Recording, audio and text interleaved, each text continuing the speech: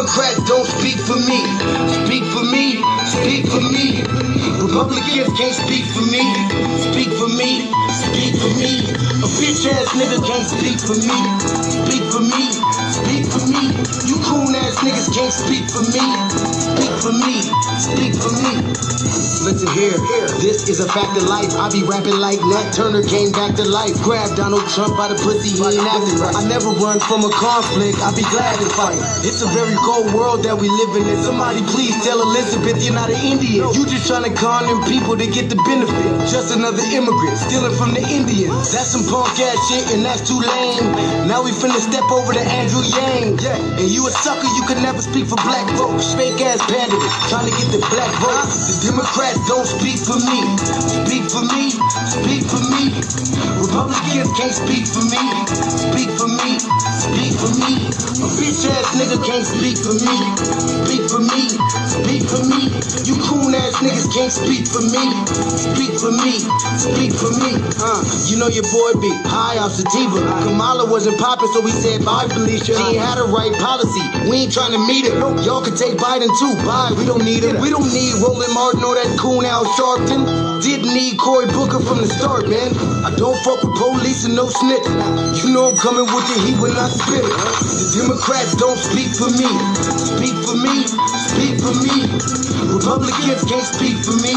Speak for me, speak for me. A bitch ass nigga can't speak for me. Speak for me, speak for me. You coon ass niggas can't speak for me. Speak for me, speak for me. If you ever go to court and this is your luck, try not to get fucked by Benjamin Crump. I know it's hard. You and all go is hard. But who the fuck is Amy Cloak? Put her picture up on the bullseye and start throwing darts. People cut our organs out our bodies, that's a stolen heart. They can't save us from the flood like Noah's Ark. Black lives always matter, we finna go for ours. So then we savages, we don't need to pot the piss. Mike Bloomberg is suck dick with that stop and frisk. Bitch, you ain't speaking for us, we don't know you. Bernie Sanders, they get your funky ass on too. The Democrats don't speak for me. Speak for me, speak for me. Republicans can't speak for me. Speak for me, speak for me. A bitch ass nigga can't speak for me. Speak for me, speak for me. You coon ass niggas can't speak for me. Speak for me, speak for me.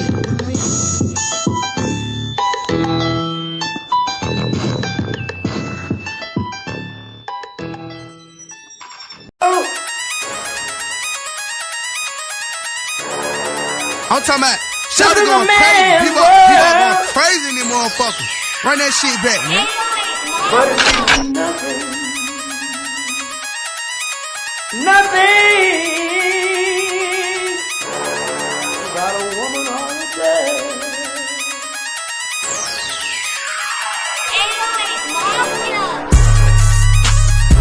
Man made the car.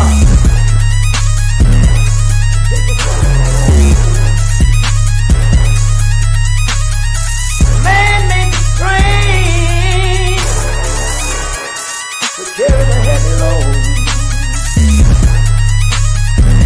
Man made the electrolyte to kick us out of the dark. Man made the boat for the water like the 7-millimeter. Man thinks about a little bit of baby girl and a baby boy. And man makes them happy because man makes them sorry. But after man make everything we can, do you know that man makes money?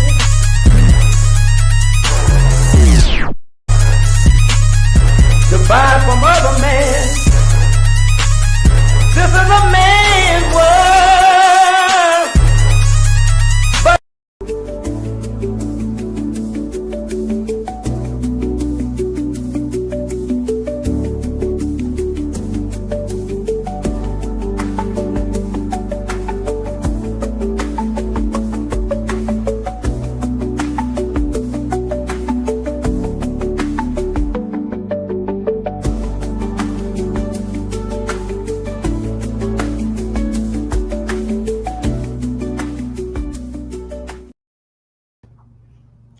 Black family.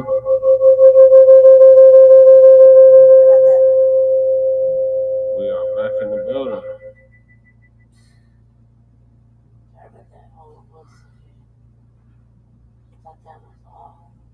We are back in the building, and well, you got the echo. Why would I speak up when there's an echo? One monkey don't stop no show. So we're back. You need loud. You actually hear your voice. They have no problem hearing me. You're the only one that has the problem hearing me. You're in the same fucking room. I can't hear you. I know, that sounds like a Speak personal problem. I have cotton mouth, maybe. Drink some water. Oh, Jesus. I would do that, maybe. Speak up. Leave me hell alone. Now, thank you for staying with us. We are on to continuate with where we left off, and that was with the Karmelo Anthony case down in Texas. And I was playing some clips from that. So let's continue where we left off. Give me 1 second, find the cue. There it is. I don't know why it's Everybody can hear me just fine, but you. Right, you're in the same room. She's Speak deaf. up. She's deaf in one ear or something.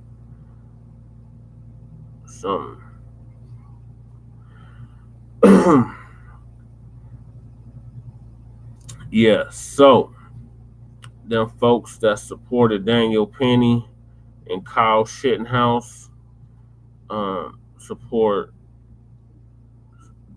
So since the folks supported Kyle Rittenhouse and Daniel Penny, FBAs will support Karmelo Anthony. So Uncle Phil is gonna continue where we left off. Thanks for staying with us, Mac. Yeah, thank you, Mac. Or Twin. Is that Mac or Twin? Twin. All right, here we go. They aggress you. Exactly. I was raised the same way. You don't put your hands on nobody. Right. If somebody tell you something with words, then you go ahead on and battle them with words. You don't get physical and put your hands on anybody because you don't know who they are, what they got going on. We have been told, don't go here, don't go there, don't say this, don't say that, to be making the folks feel comfortable. Well, it's a new day. We're not here to make you feel comfortable no more. If you want that, go talk to the immigrants. But then the way y'all crash out on the immigrants so much, and the immigrants starting to wake up. That's why the Chinese right now is dropping a dime on how they making all them luxury bags that y'all spent all that money on, the Birkins and everything like that. The Chinese people saying that bag maybe is a couple of $100. It's not the thousands that some of y'all didn't spend.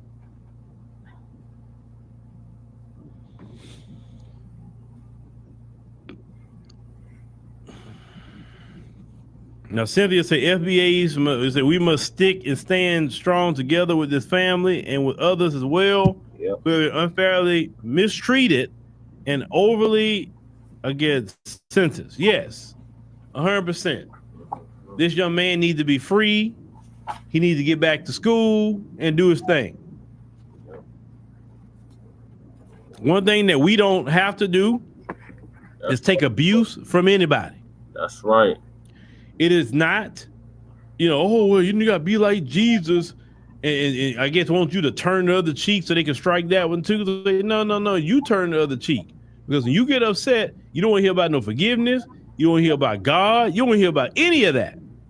All you look at is how dare this black person took the life of this white person. Not even knowing the full details of how everything happened. Karmelo Anthony was an A student. Would you like? There wasn't no issues and problems with him until this day. And even after it happened, he talked to the police officer. He told him exactly what he did and wanted to know if he would get off. Because he don't feel like, dealing with all that. And I get it. That's understandable.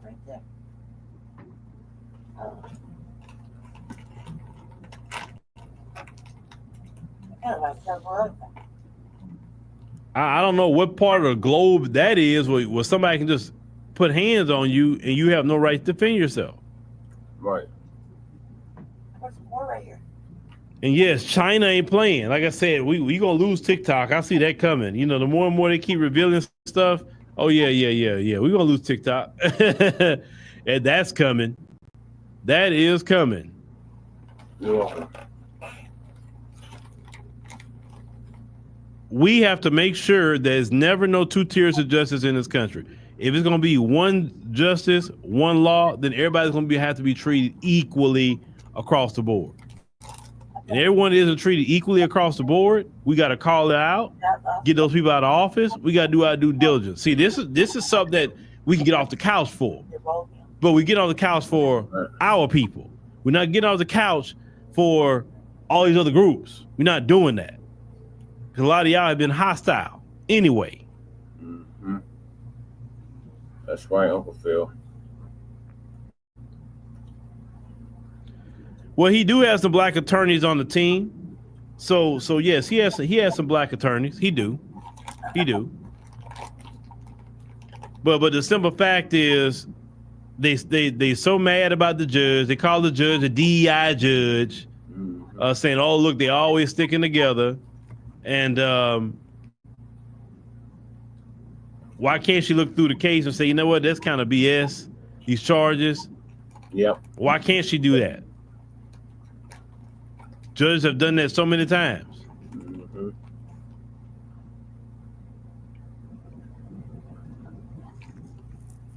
I want that young man to stand. I want that young man to fight, not have fear. And I want him to come out of this shining like gold, go to school and everything that he needs to do. Right. The only thing I would say to him is, brother, keep your distance, brother. Keep your distance, because you see how quick things get out of hand. Mm-hmm. And like Magnetter says, there are still sundown towns and reparations still haven't been paid. Mm-hmm. So them folks have no room to talk. Of course they don't have no room to talk. They want a system of unequal justice. They want it where black folks are destitute, living in abject poverty. That's what they want. Mm-hmm. But God. God said, no. You're not going to be treating my children any kind of way. Now I'm going to expose all of it. Your whole system, even the Chinese, exposing your system. Saying how, for instance, I saw one dude talking about when they make them Stanley cups, they only make $1 off of it. Stanley's like, what, $50? So what other 49 going? To these American corporations' pockets. When Trump talking about bringing manufacturing back to America, his biggest enemy going to be his own people. You understand? Mm-hmm. They stick together. We got to stick together. Because who going to defend us? Right. All them so-called allies have never came out and defended us anyway, right? We better stick together and defend Karmelo Anthony. Right. 100%. Just like they supported Daniel Penny. Yep.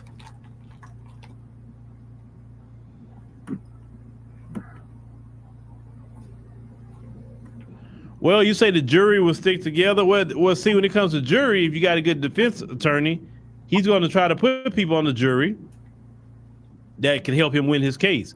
Because when you're a defense attorney, you just got to create doubt. You don't even have to be actually right, but you have to create a doubt. And it's on the prosecution to prove their case to the jury.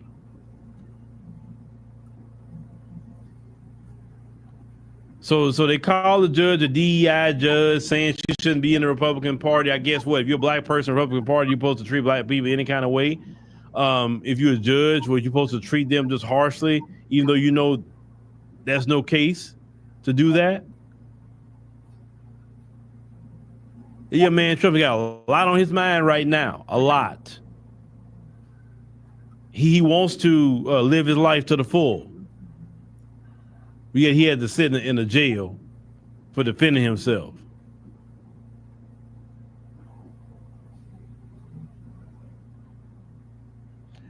Brother, about them names. Okay, I got you. It's you say it's a type of neuron star. Okay, like I said, I'll tell y'all this before I wrap this thing up.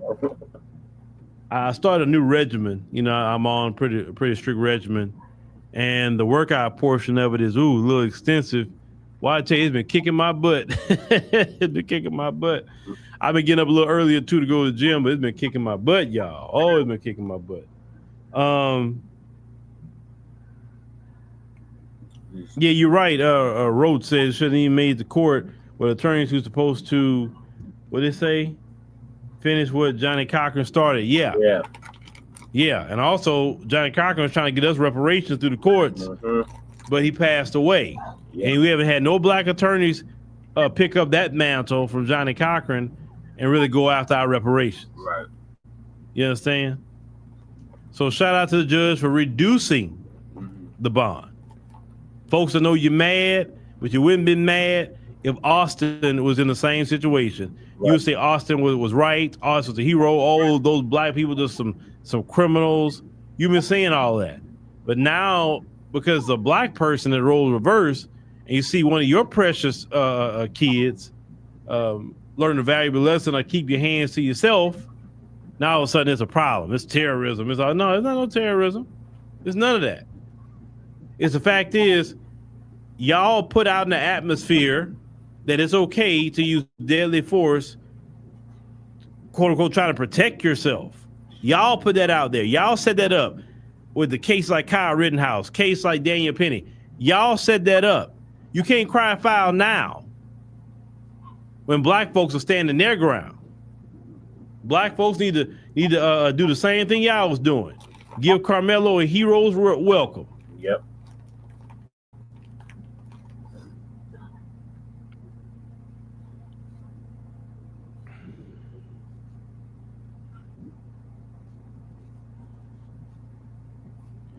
But ladies and gentlemen, we're gonna have a lot more development in this case. We're gonna see their hypocrisy, and you call out their hypocrisy every step of the way. Yep. Call out their hypocrisy. Call them out for Kyle Rittenhouse. Call them out for Daniel Penny. Call them out for George Zimmerman. Call them out for all that crap that they supported and gave millions of dollars to. And say that you're going to support your people in your community just as much like they supported their own. And they supported their own for taking the lives of black folks in an unjust manner. At least if black folks going to do it, it's going to be on something righteous, supporting the community. We don't support everybody out here to do some crime. But Karmelo wasn't committing no crime. He was stopping the crime from happening to him. And maybe if you teach your sons to respect people, respect boundaries. If somebody telling you touch me again and see what happens, heed that warning because you don't know what they got on them. If somebody telling you something, you got a burn on them, you may not even see it. Right. But you gonna go down and put your hands on them anyway? Super. You're asking for it at that point. Mm-hmm. Most people understand if you hear somebody say, hey man, look, touch me again, and it's gonna be a problem. Mm-hmm. Most people realize, okay, either we fighting or whatever, or I better leave this person alone. Yeah. But Austin was a linebacker, pretty good sized guy. Think he could just push people around. He learned the hard way. Yep. He fucked around. And his twin brother watched his other brother pass away. That's a good lesson for him too. Don't put your hands on nobody. Yeah, and you're not gonna keep all your hands, your feet, and everything else to yourself. And please keep your funk to yourself too, because nobody wants to smell that. Right. I've always told my kids, don't put your hands on nobody. Mm-hmm. I've always told my with Trump being in the White House, everything has completely changed. And okay, that's how he ended that one. All right, so Uncle Phil's right. I agree 100% with everything Uncle Phil said. We should support Karmelo Anthony just like these cockazoids, these colonizers supported Kyle Rittenhouse and the slew of others. So, moving along.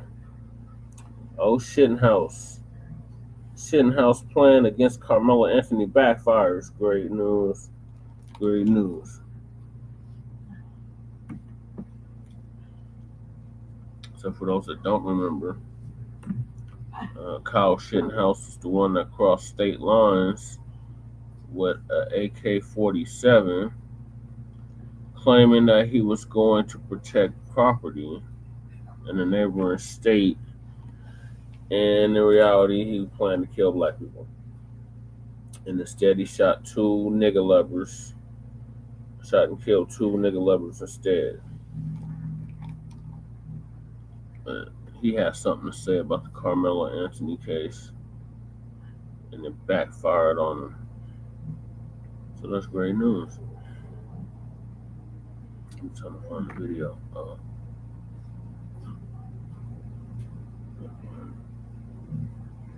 I guess we already covered that one. Okay.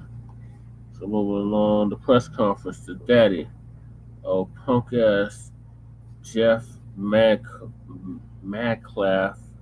That was their name, Metcalf. What the hell? Metcalf decided that he was going to show up at the press conference, and then he was going to plan a Klan rally. So shout out to Tariq. He has it on his Twitter page. So let me share that. I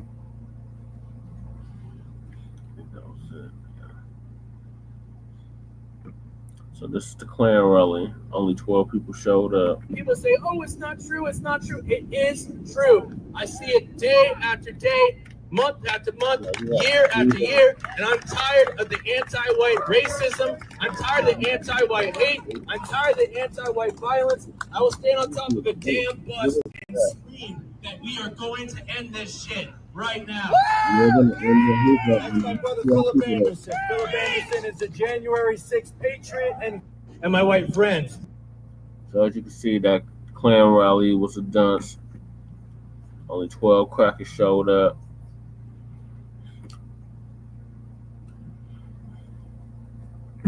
Here's a brother that showed up at the rally. You're free to proceed with your production. Your production. Your presence. I'm not doing anything celebrating wrong. a murder. I'm not doing anything Your presence wrong. is celebrating a murder. No, not at all. Not at all. Why would you come like this is a joke? Carmelo Anthony, one of the greatest scorers of his generation. We all know this. Come on. That's so low. That's lower than the lowest filth I've ever seen. Can you please ask God to enter your heart right now? I know my man Jesus, and he wants to know you. Jesus Christ can save you right now. You can be delivered from the demonic energy that is pervading your heart.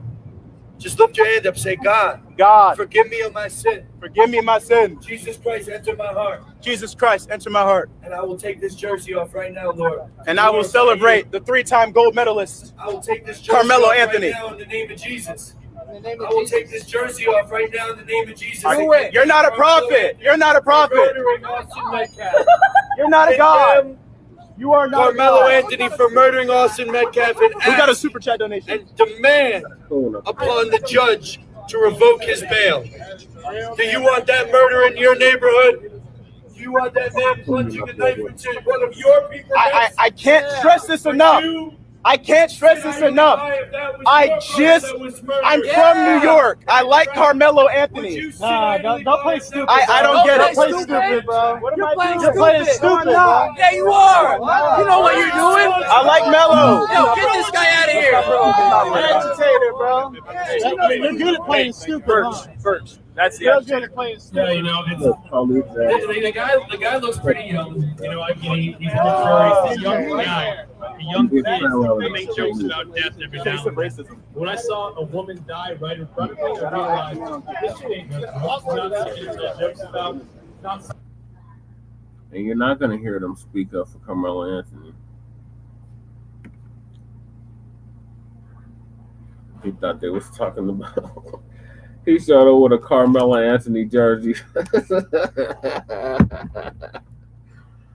Oh shit! You see how they ganged up on him too.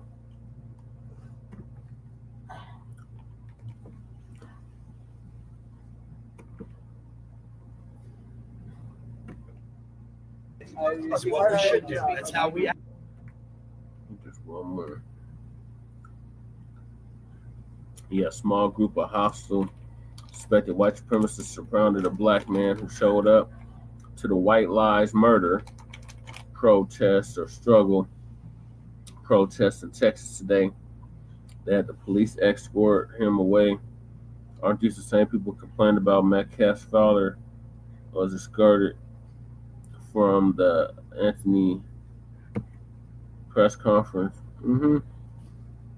Yeah, that's the same ones. More race divide than bridging the gap. I do not condone anything you do. Apparently his father goes off on him though. His father goes off on the suspected white supremacist organizers at the White Lives Murder rally as he distanced himself from them.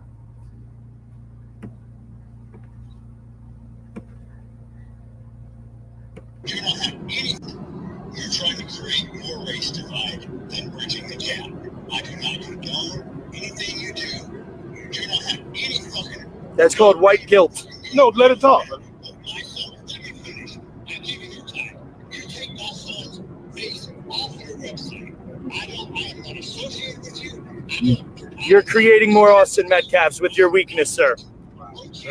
You are creating more Austin Metcalfs with your weakness. You are being weak. I gotta be honest with you about that, sir. You're being weak. Condemn your son's killer and the culture that caused it. Hey, Jeff. That's the problem. You've been submitted. Hold on, hey, Jeff. You've been submitted. I'll handle it from here. You've been submitted, sir.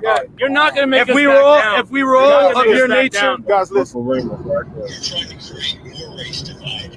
Got a whole Uncle Remus right next to him, Uncle Ruckus. You can't make this up, black family. You just can't make this shit up. So yeah, the little clown rally was a dud. Only 12 crackers showed up. I know this shit's hilarious, twin. All right, I got some more clips to play for y'all. Back to the queue.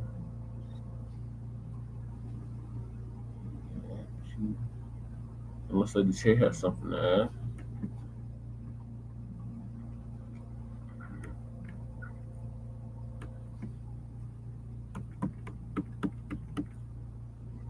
I was gonna play Black Outfit.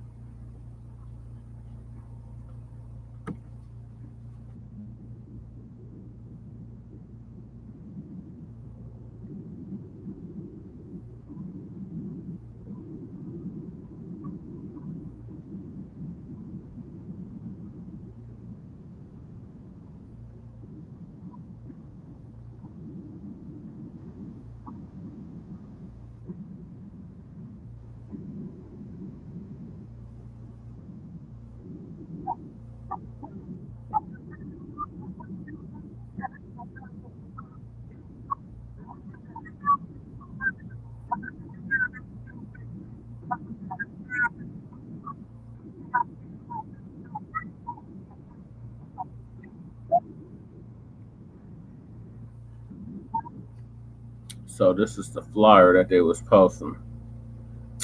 Protect white Americans, justice for Austin Metcalf.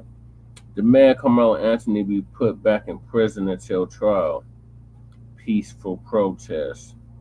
That look like a peaceful protest to you. April 19th, 11 a.m., Frisco, Texas. Wakefield High School parking lot.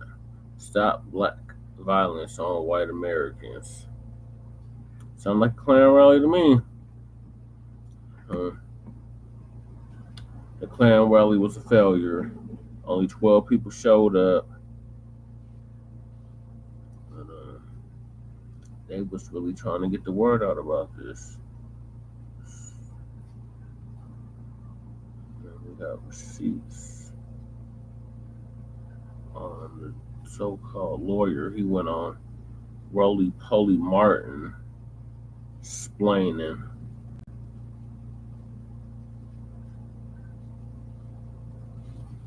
They played the press conference on that other platform.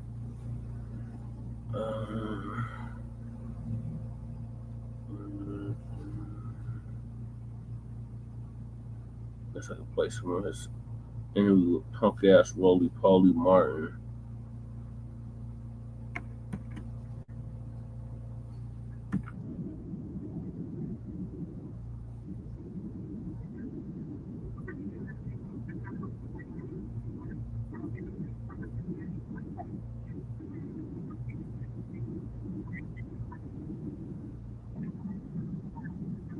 On the times that months killing us.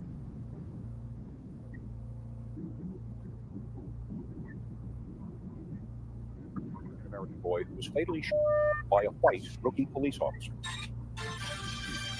We begin with breaking news. For the first time, we're seeing Sandra Bland inside the Texas jail where she was found dead on July 13th.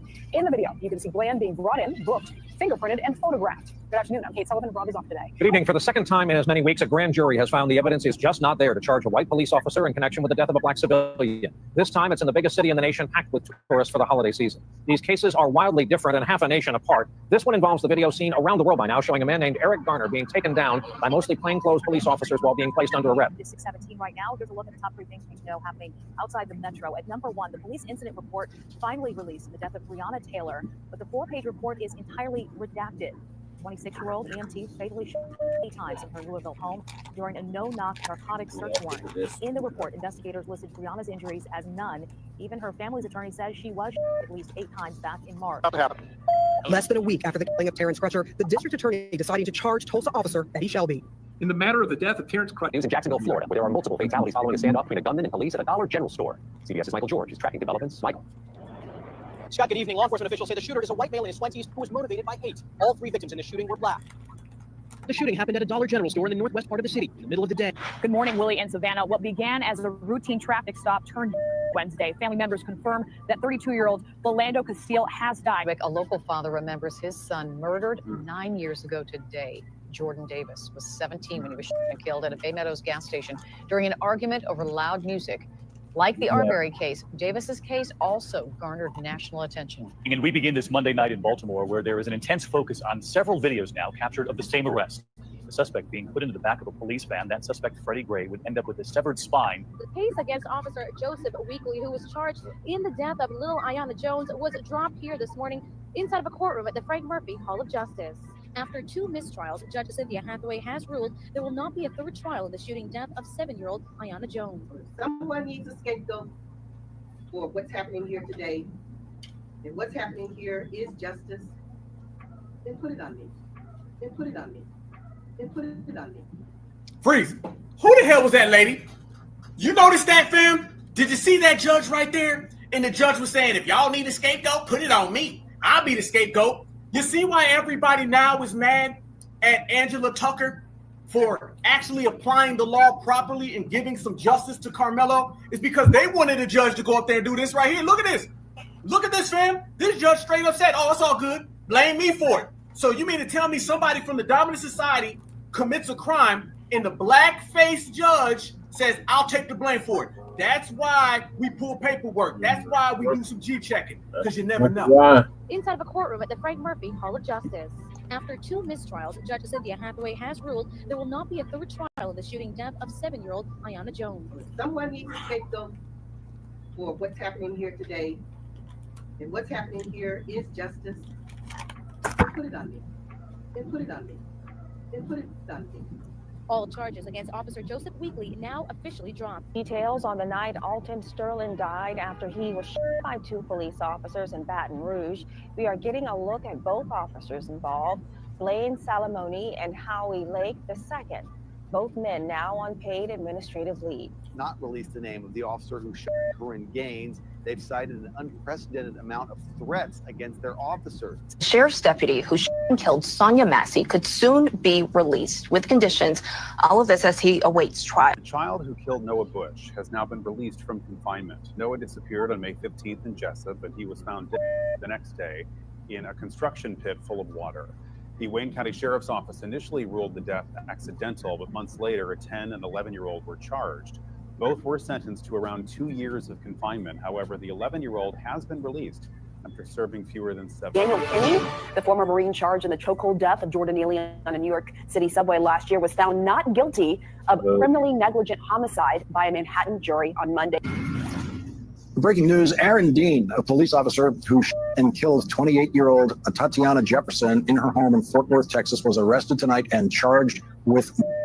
At 2:25 a.m. on Sunday morning, a resident of Fort Worth, Texas, called a non-emergency police hotline after noticing that his neighbor's door had been left open. Within minutes of that call, the man's neighbor, 28-year-old Tatiana Jefferson, was shot and killed in her own home. Not killed! And we're sick of it! Welcome back. I'm John Elligo with the New York Times out here in Queens, where today a judge acquitted all 3 detectives charged in the shooting death of Sean Bell. The verdict was handed down by Judge Arthur J. Cooperman, who heard the case without a jury.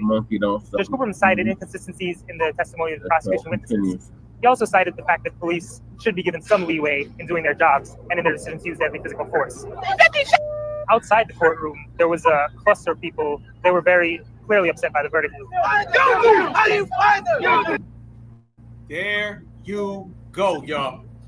That's the difference. See, that's where they're trying to pull us back to. Don't listen to the Democrats who run around here saying they're trying to pull us back to slavery. They're trying to pull us back to segregation. The whole goddamn system wants you back where you are praying and you are begging, and they let these people go. So be very cautious when someone shows up at a press conference and it's full of tears and they talking about I'm a black man in America and I don't have to play the race card. Nah, family. That's the energy that we get rid of. Look at that. How many times, fam? We could have sat there and added a whole nother 20, 30, 40 people, but we ain't got that much time. It would have been a 10, 12, 15-minute video just to show how many situations have occurred. All the same places, all the same faces. It ain't nothing. It's like clockwork, y'all. It's like clockwork, and that's the way that they're trying to play us, but we are not to be played. We moving differently. We moving separate.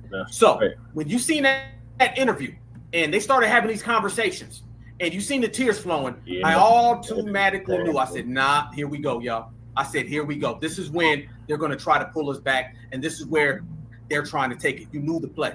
And notice, like we said before, y'all, the man comes out there and he starts talking about Donald Trump. Donald Trump. He said, while the man in office at the White House, fam, let me tell all the Democrats this. Supremacy is not exclusive to the conservative party. We're going to make that clear. Let me pull this back up real quick, fam. Right. One more time. Watch him throw this on Donald Trump, you guys. Watch this. Watch the game. I'm going to say this again. And this is for everybody. Black people in America, while the current occupant sits at 1600 Pennsylvania, black people in America don't have to pull the race card. Current occupant sits at 1600 Pennsylvania. Black people in America don't have to pull the race card. It's what we live as a reality every day. It's what we have to teach our children. We don't want to, but we have to.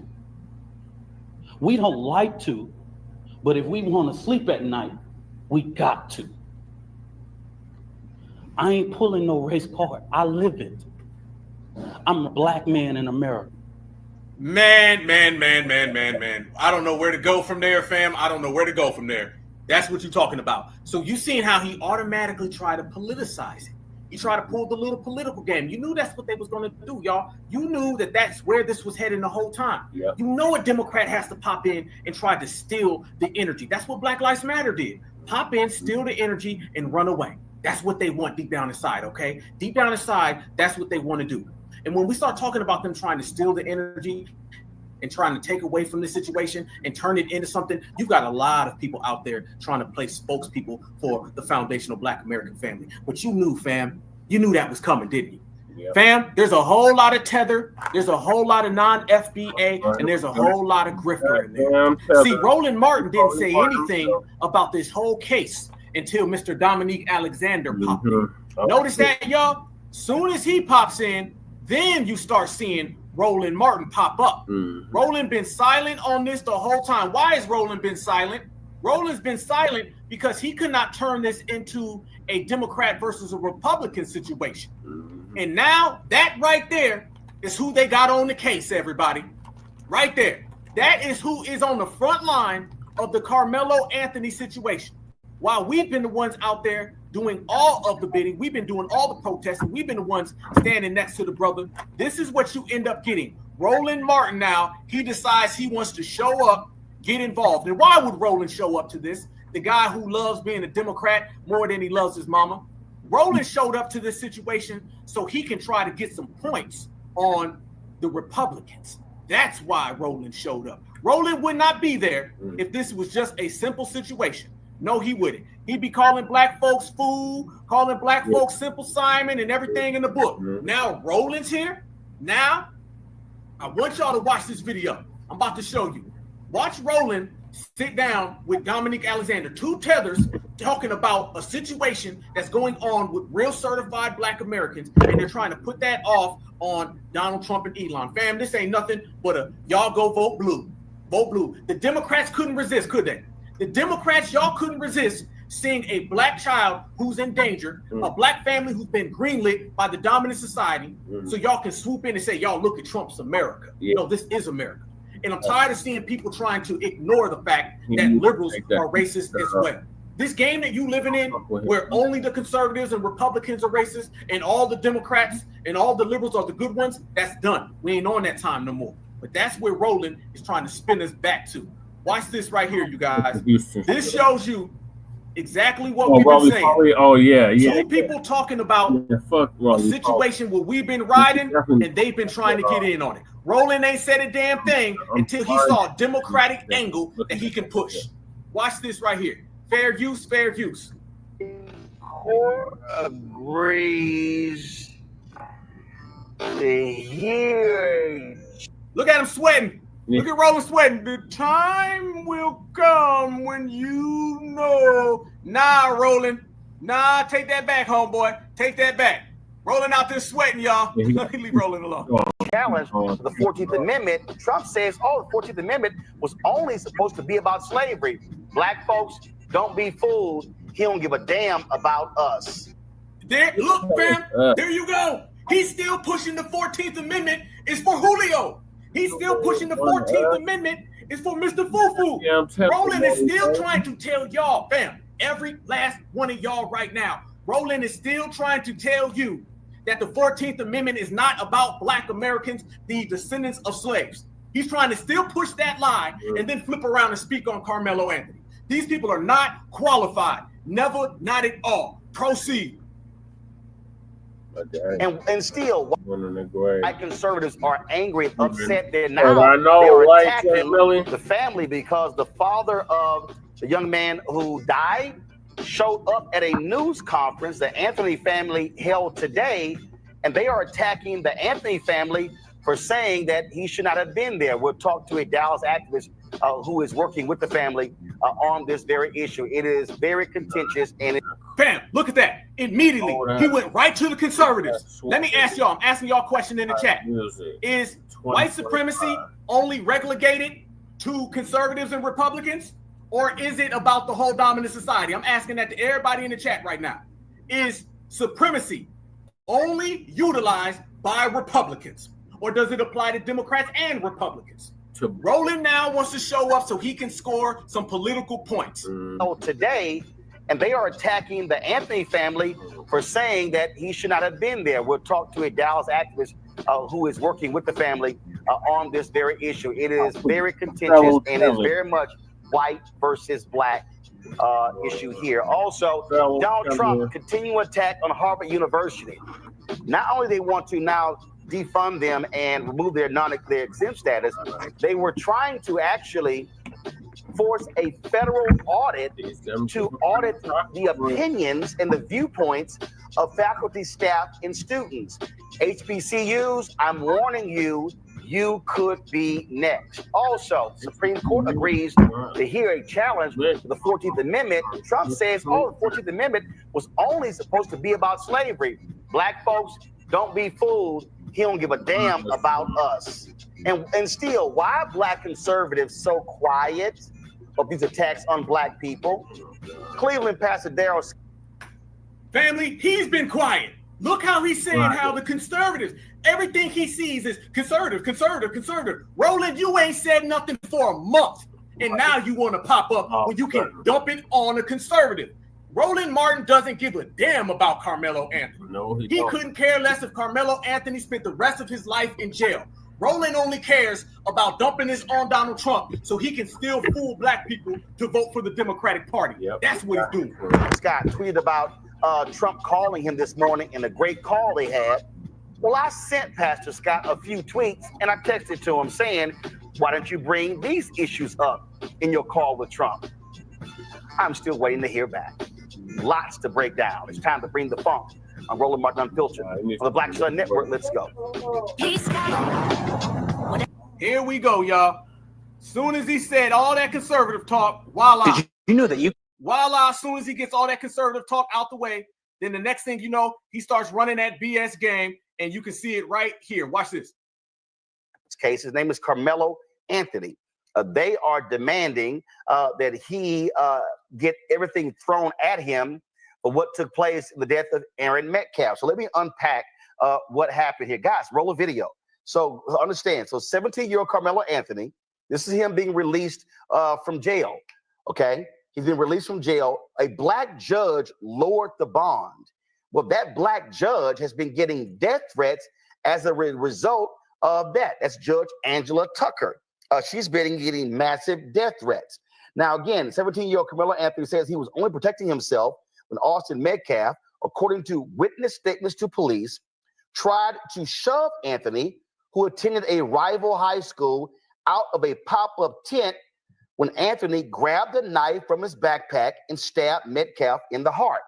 Now, Anthony is now out on bond. Now, where you been, Roland? Listen how he's talking. And then apparently, there was an altercation. And when the altercation happened, I think that Karmelo might have, the whole damn country been talking about this, and Roland can't even get it right because he don't give a damn. Because he was still talking about a Target boycott and DEI and Trump is so bad and the 14th Amendment ain't for us. And now you can see Roland wants to join in so he can put this off on everybody other than his party. Sanity, Dominic Alexander, who represents Karmelo Anthony, just attacked Austin Metcalf's father, Jeff, for attending a press conference held by the Anthony family, calling his presence, quote, a disrespect to the dignity of his son, unquote. Kirk tweets, this is revolting. I responded to Kirk. I said, I'm curious. If the Metcalf family held a news conference and Karmelo Anthony's dad showed up at that news conference, would you be saying the same thing? Joining us right now is the activist in Dallas, Dominic Alexander. Dominic, glad to have you back on Roland Martin Unfiltered. It's been some time. So, first of all, you have Charlie Kirk saying you represent the family. You're not a lawyer, correct? Not at all. So, Not at all. So explain for the public your role in this case.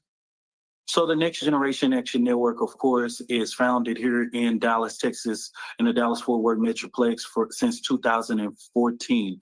We are the advocacy arm. Our organization is an advocacy-led organization.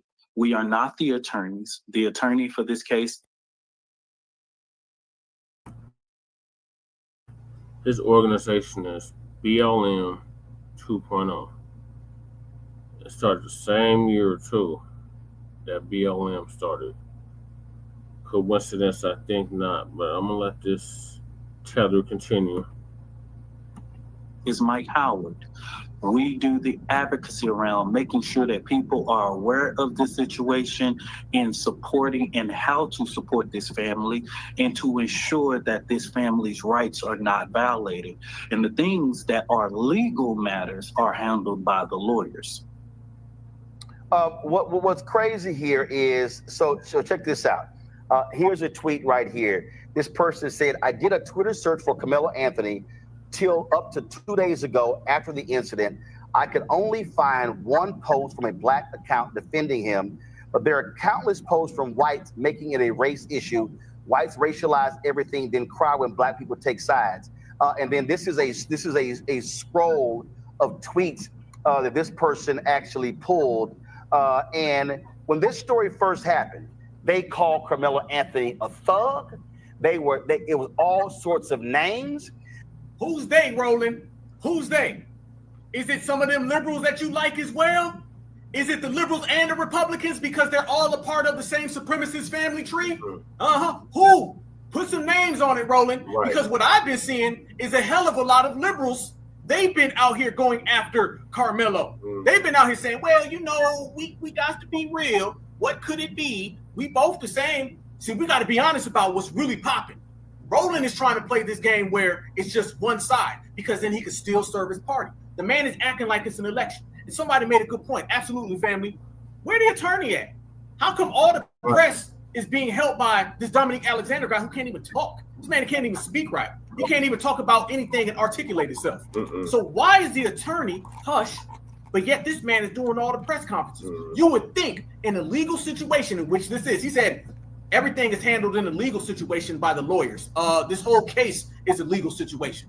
So where are you at, homie? You're sitting back while everybody else is collecting this. This case is turning very democratic, y'all. It's turning very democratic, and I'm gonna tell y'all right now, that is never a good sign at all. They were saying that Aaron Metcalf was this football star. He was this bright young man, talented, high grade point average, all of that. But Karmelo Anthony is not a thug. Karmelo Anthony is a high grade point average student as well. And so Anthony was being treated as a savage, and Metcalf was being treated as the golden, a perfect student, the golden child, if you will. No, Roland, not Roland. Hold on. No. First off, Roland, remember, Black Americans don't deserve an anti-Black American hate crime bill. All right, so don't sit there and talk that talk, Roland, and then flip it and be like, well, you know, it's one thing and it's another. Nah. Roland said that we don't deserve an anti-Black American hate crime bill because we don't deserve anything specific. Now he wants to talk to us about how we treat it. You see what we're talking about these tethers, man? That's how they move and that's how they operate. It's always something other than doing things for foundational Black Americans. And watch how this man can't even articulate his answers in return. Y'all watch this. Watch this right here. Watch. Yes.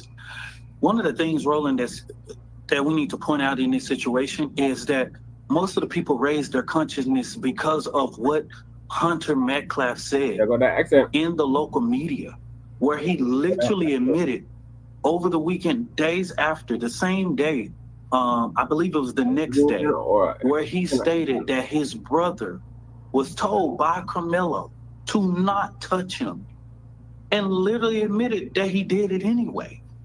And so no one did that interview for Hunter Metcalf. He did it himself. And so this hate, this race, this bigotry wasn't introduced by us, right? It was introduced by them, right? And I'm gonna say this, Roland, I don't know if you even remember this because I was on the panel for the DPD police chief, and I believe I had this guy coming after me, and I used this quote, and I said it on your show, and it was quoted in other publications, even the New York Times. We will never ask the oppressor for permission to liberate our people. I don't know if you remember me. I remember. Oh, please. See now, family, they're trying to talk all Blaccified. We ain't never gonna ask that damn oppressor nothing. That oppressor can sit down. This man was just at a damn press conference crying. Do you really believe that coming from him, you guys? Does that really move y'all? Does anybody believe what this man is saying? Or are they trying to sound all blacked up? How come they ain't never blacked up when Joe Biden's out there talking about something? You ain't black. Then all of a sudden it's, man, we got to be nice now. He may not be the best Joe Biden, but he the only Biden we have. You see, fam? And Roland going along with it, saying, no, I was there. I remember when you was riding on him. Get the hell out of here. Yeah, I remember. So, you know what I'm saying? Yeah, I remember. We will never ask that. And I will say that 10 years later. But don't get mad when you come after ours. and then we respond and support ours, right? And so I'm not here to apologize or basically give any excuse onto why we are supporting Karmelo Anthony. We are supporting him because if you can support your white baby, we can support our black kids. Stop. We in here. Okay, fam. Everybody smash that like button right now. Yep. What the hell did he just say? Black news. Did he just say we're supporting Karmelo because we're just supporting a black person? Or are we supporting Karmelo because he's innocent?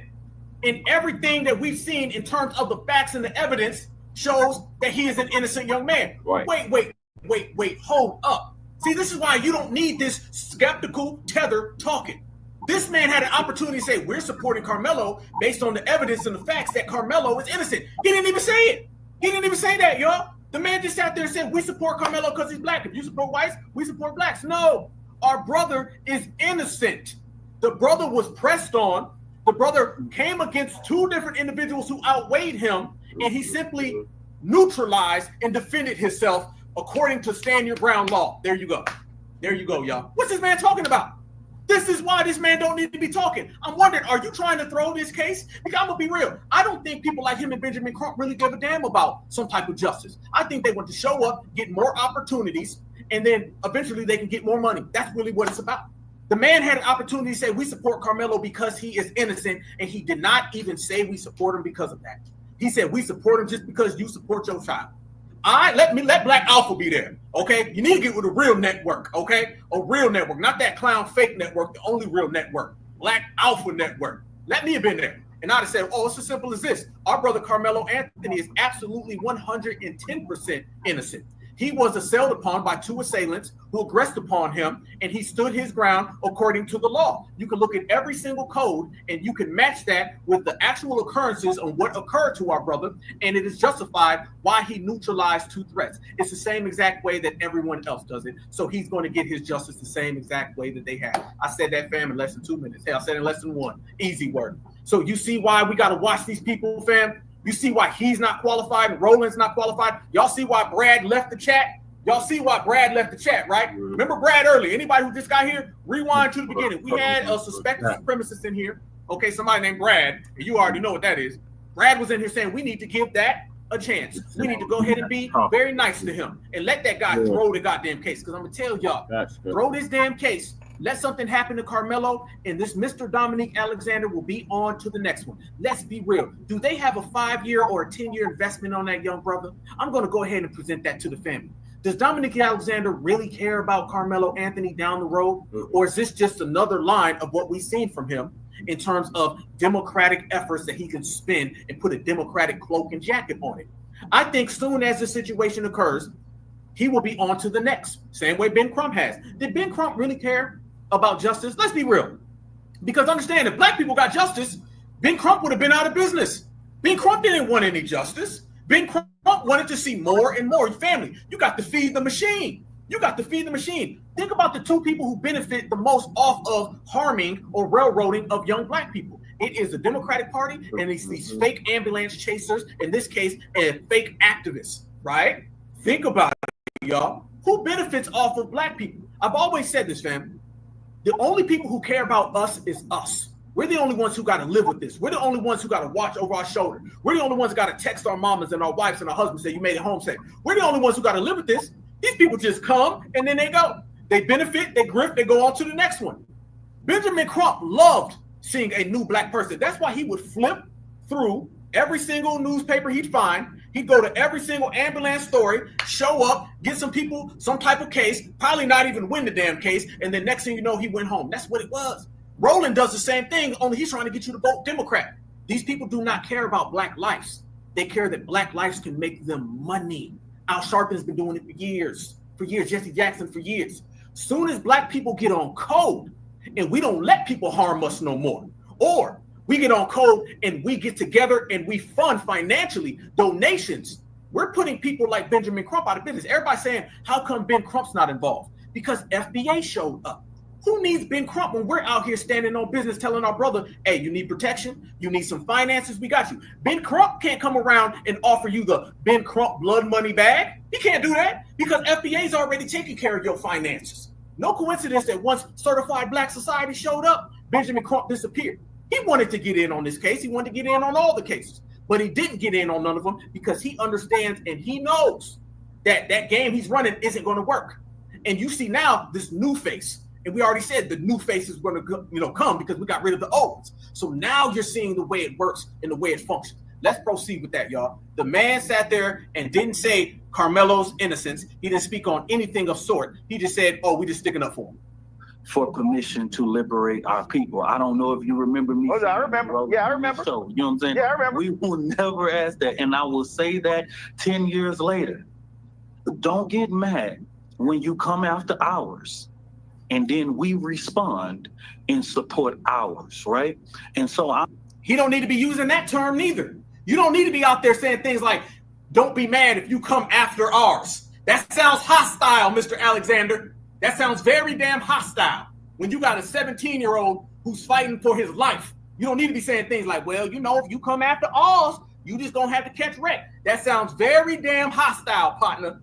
You need to cut that back. This is why you don't have these non-qualified people here, y'all. This is exactly the reason. This man is not a real activist. This is one of these Wi-Fi activists who just show up. I'm not here to apologize or basically give an excuse onto why we are supporting Karmelo Anthony. We are supporting him because if you can support your white baby, we can support our Black kid. No, you can support an innocent man. If you can support an innocent child, if you look at the facts of this case, he's innocent, Mr. Alexander, not just because. He just gave a just because answer. Oh, just because? Wow. Well, just because. And that's the same reason why the dominant society goes around. And what do they say, y'all? They say, y'all just supporting him because he's Blacks. If the Rose was with us, y'all wouldn't be on that side. He ain't said none of the logistics about the case, Mr. Alexander. Kid, right? And so these laws are not just created for some, they're created for all, right? And so just like he should have his right to be able to claim self-defense, and what I want them to understand is Karmelo didn't come out days later and claim self-defense. He claimed self-defense the moments the police touched him, the moments the police touched him? What? Do you mean the moment that the assailants did? Or do you mean the moment that he talked to the police? See, now he's making it sound like the police ran up on him and beat him up. He needs to say, soon as he seen the police officers and he went in willingly, he didn't evade arrest. He said that this is a self-defense case. This man goes out there and says, soon as the police touched him, what? That gives a complete different connotation of what occurred, partner. What is this man doing? Even arrested him and detained him. He didn't come days later. He has always, and it's in the affidavit. But what these people have done is create it as a racial thing. We see that even with this judge. This judge is literally has been a Republican for over 3. Stop. He said these people created a racial thing, but he was just at a press conference saying the race card, and he's a Black man in America and was about to cry. So now he's saying that y'all making it a race thing. And just a second ago, he was saying, I'm a Black man in America. Which one is it? He has no plan. He has no authority. He has no direction. He does not know what he's doing. This man is undermining the case, and this man is making it very, very difficult. We already have the dominant society and their savagery and how they're out here wanting to see our brother go down. And now you got Tethers out here. He's doing right now to Karmelo Anthony what Tethers want to do to our reparations case. Black Alpha said it. Yes, I did. Stamp that. He's trying to sabotage this, or at the minimum, he is going to break this case down the very worst way so he can benefit from it. He's already got the optics. 3 decades. I personally don't agree with her political views or whatever it may be. She will probably never be at a Next Generation Action Network protest or anything we do, right? He's bringing up that Angela Tucker is a Republican. That is non-consequential. That has nothing to do with this. And he's talking about, man, I don't agree with her political views. I've never seen somebody talk about a judge's political views. What he needs to say is, I commit. Hold on, let me see y'all, boy. Let me turn into Black Alpha, the real advocate, okay? Okay, so see, we do real work over here. All right, y'all can tell I'm not even in my studio right now because we've been on the go trying to serve the people and do a lot of projects that are Black empowerment and Black fulfilling. Not this clown talking right here, okay? Let me show you how a real activist will do it and a real advocate. I'm not even going to mention, well, you know, she's a Republican because, you know, these guys can't stop with the Republican Democrat thing. That's all they do. You don't bring that up. I would never say, well, she's a Republican and I don't agree with her and she'll never come to my protest. I would never say that. I would say the judge made a good decision, a wise decision, and clearly that's based on some facts and some evidence that has been presented. So if you want to look at the frame of the case, it shows you that it's moving in the right direction, and I commend the judge for that and giving us an honest shake. Because yes, sometimes relatively, it is hard to get an honest shake in the United States of America, especially as a Black individual, but it shows you that we're moving in the right direction. Case closed. What was that, 20 seconds? This man sat there and said, when the police touched him, pause, okay, pause like a mug. When the police touched him, and if you come after us, hostile as hell, and then he starts talking about the judge's political views. Do not insert the judge's political views in this case because now you're turning it political.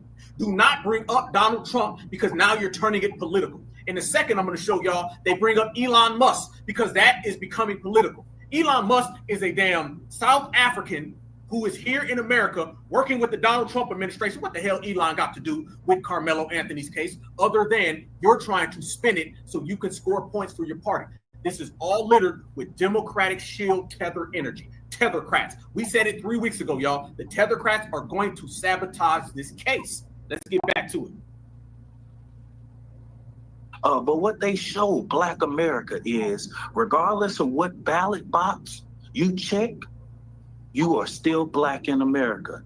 And that's what they're showing to the people. And that's what people are rising up again. And I told somebody, this Trump administration is going to either unite. Jeez. Oh my God. Oh God. Fam, this is the first time I've seen this, so I'm sorry. Apologize right now. I'm sorry for my emotion, but I just can't do the tether talk, the tether babble. Okay. Did the man just sit there and throw it back on Trump? Family, keep Donald Trump out of this. Let me tell you why. Then I'm gonna get back to that in a minute. I'm sorry. Family, the more you insert Donald Trump in this, the more it becomes political. The more it becomes political, the more we lose our grip on the situation. It's going to be something out of our hands now.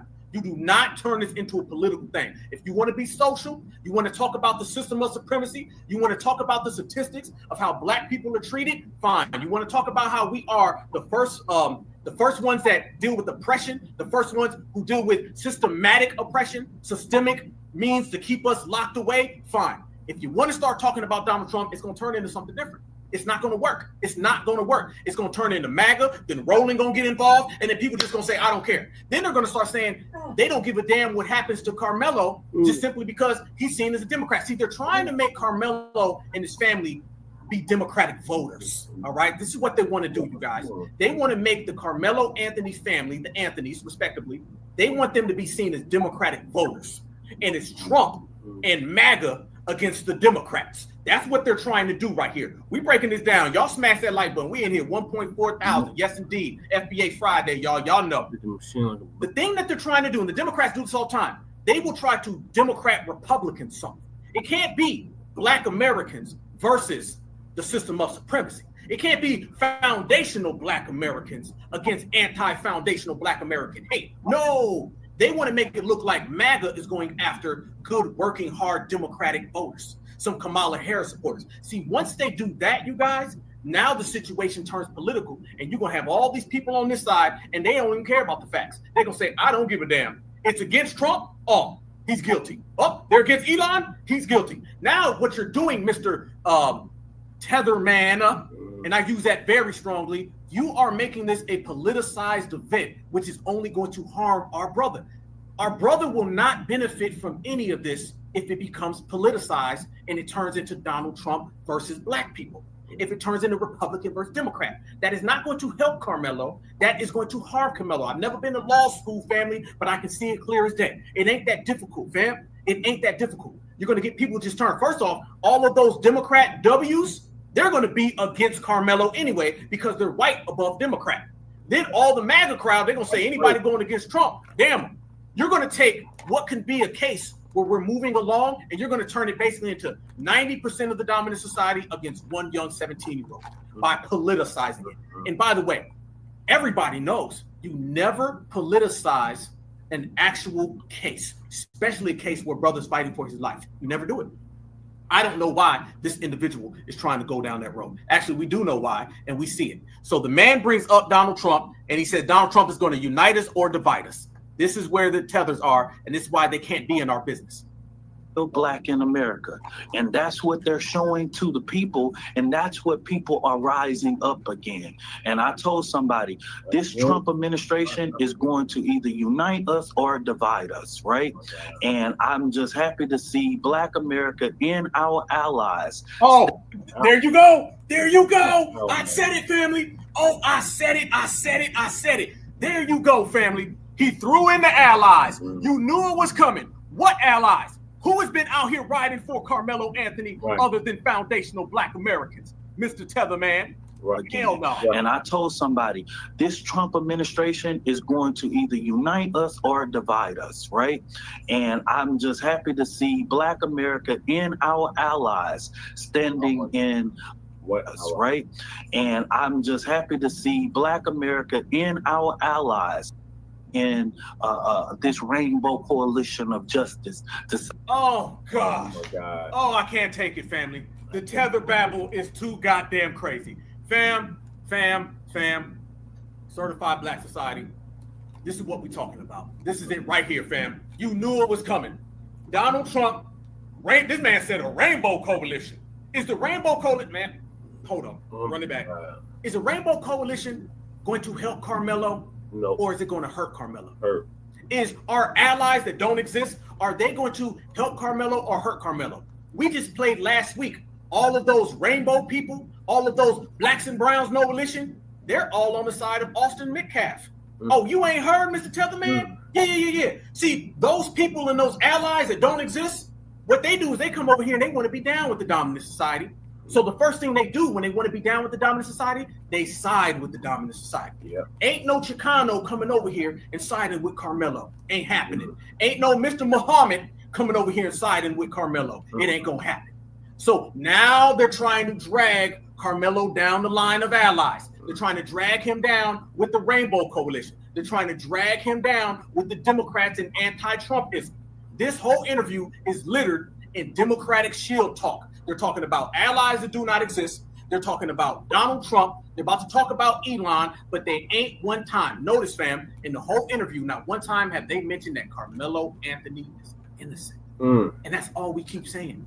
Our brother is innocent. When we say things like free Karmelo, free Huey, we say it because we mean they're innocent. When we say free, okay, the contrary to beliefs, all right? Real certified Black people, we don't just say free just because we know somebody. We say free because we know they're innocent. And we ain't got to explain what's understood doesn't need to be discussed. Right now, what they're trying to do is they're trying to paint this picture that Karmelo is a Democrat, all right?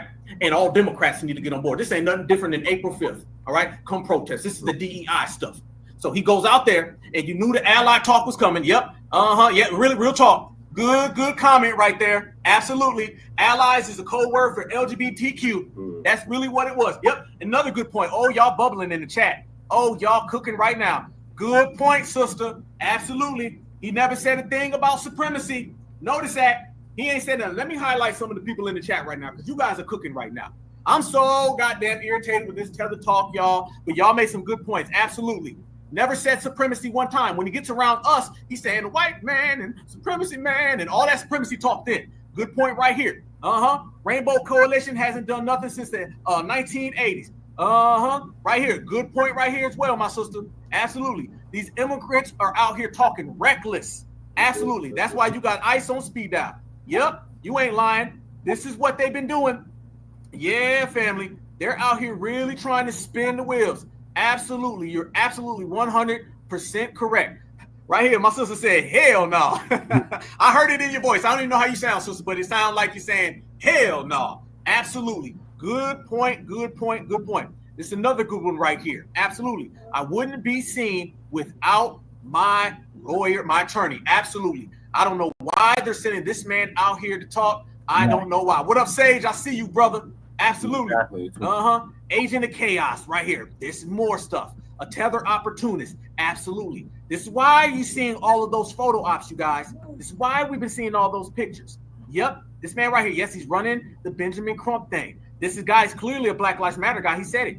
He's actually out here said it. This is what he's saying. I see my brother Church. Good point, my brother Church. Absolutely, family. Yes, indeed. He was literally just talking about immigrants, and now he wants to talk about racism. He's all over the place.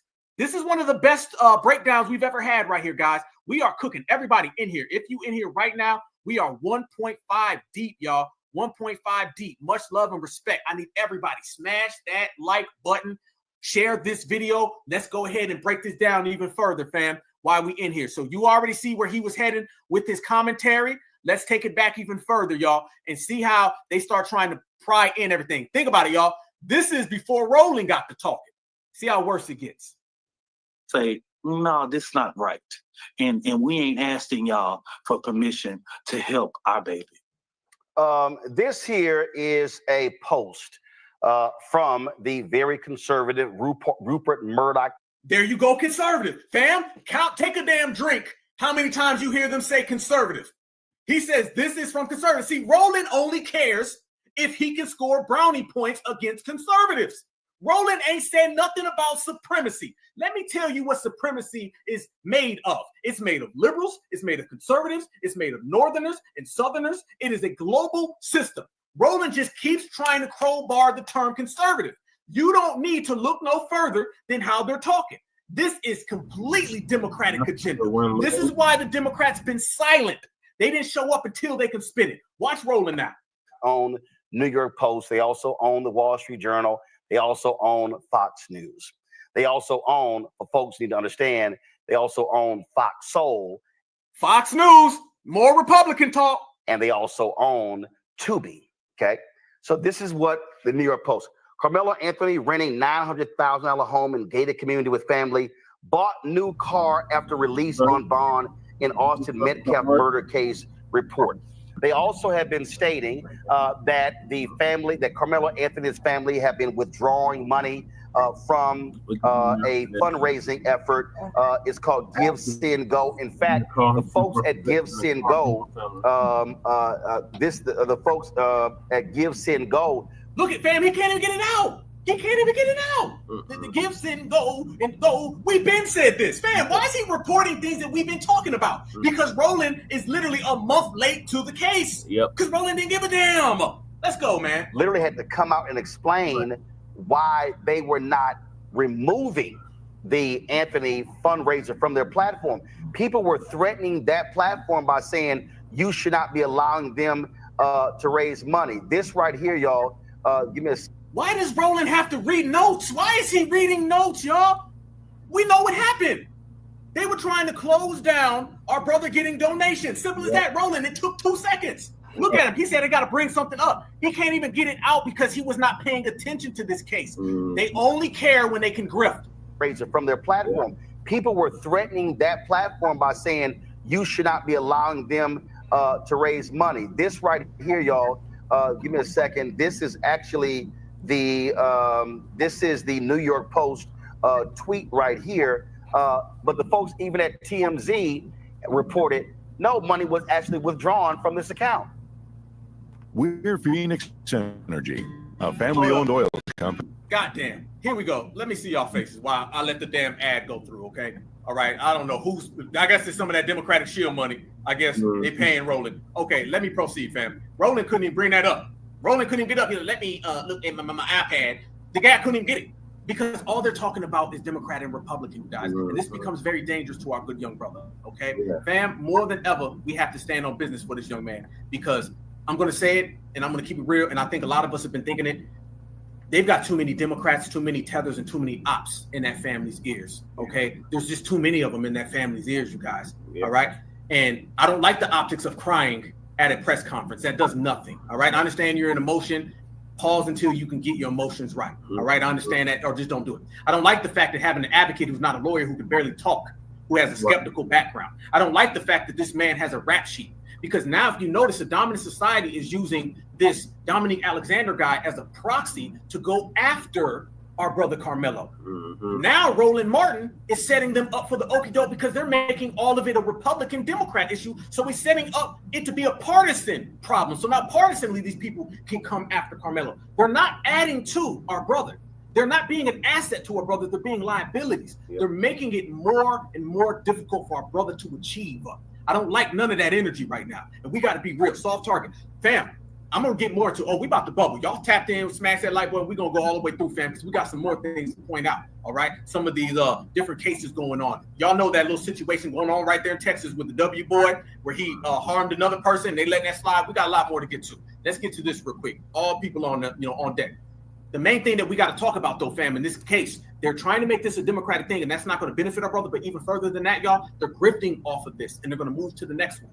You're seeing it all through social media. People are saying, look at this gangbanger. Look at this gangbanger, Dominique Alexander. All right. Why would you say that? You hear people saying, now they want to come after MAGA. I'm telling you right now, this is where it's going, and it's always because they want to make this a Democratic thing. They lost in the election. So now, let me see y'all one more time before I proceed the video. They lost during the election, so now they're trying to get their lick back with this Karmelo Anthony case. Yeah. They're going to use all of the momentum that they lost during the election when FBA did not vote for Kamala, when FBA did not vote blue no matter who. They're going to try to use all that momentum they lost and gain it back off the shoulders of Karmelo Anthony. We can't allow it to happen, y'all. Let me make that clear again one more time, y'all. They're trying to gain the momentum that they lost during the election off of Karmelo.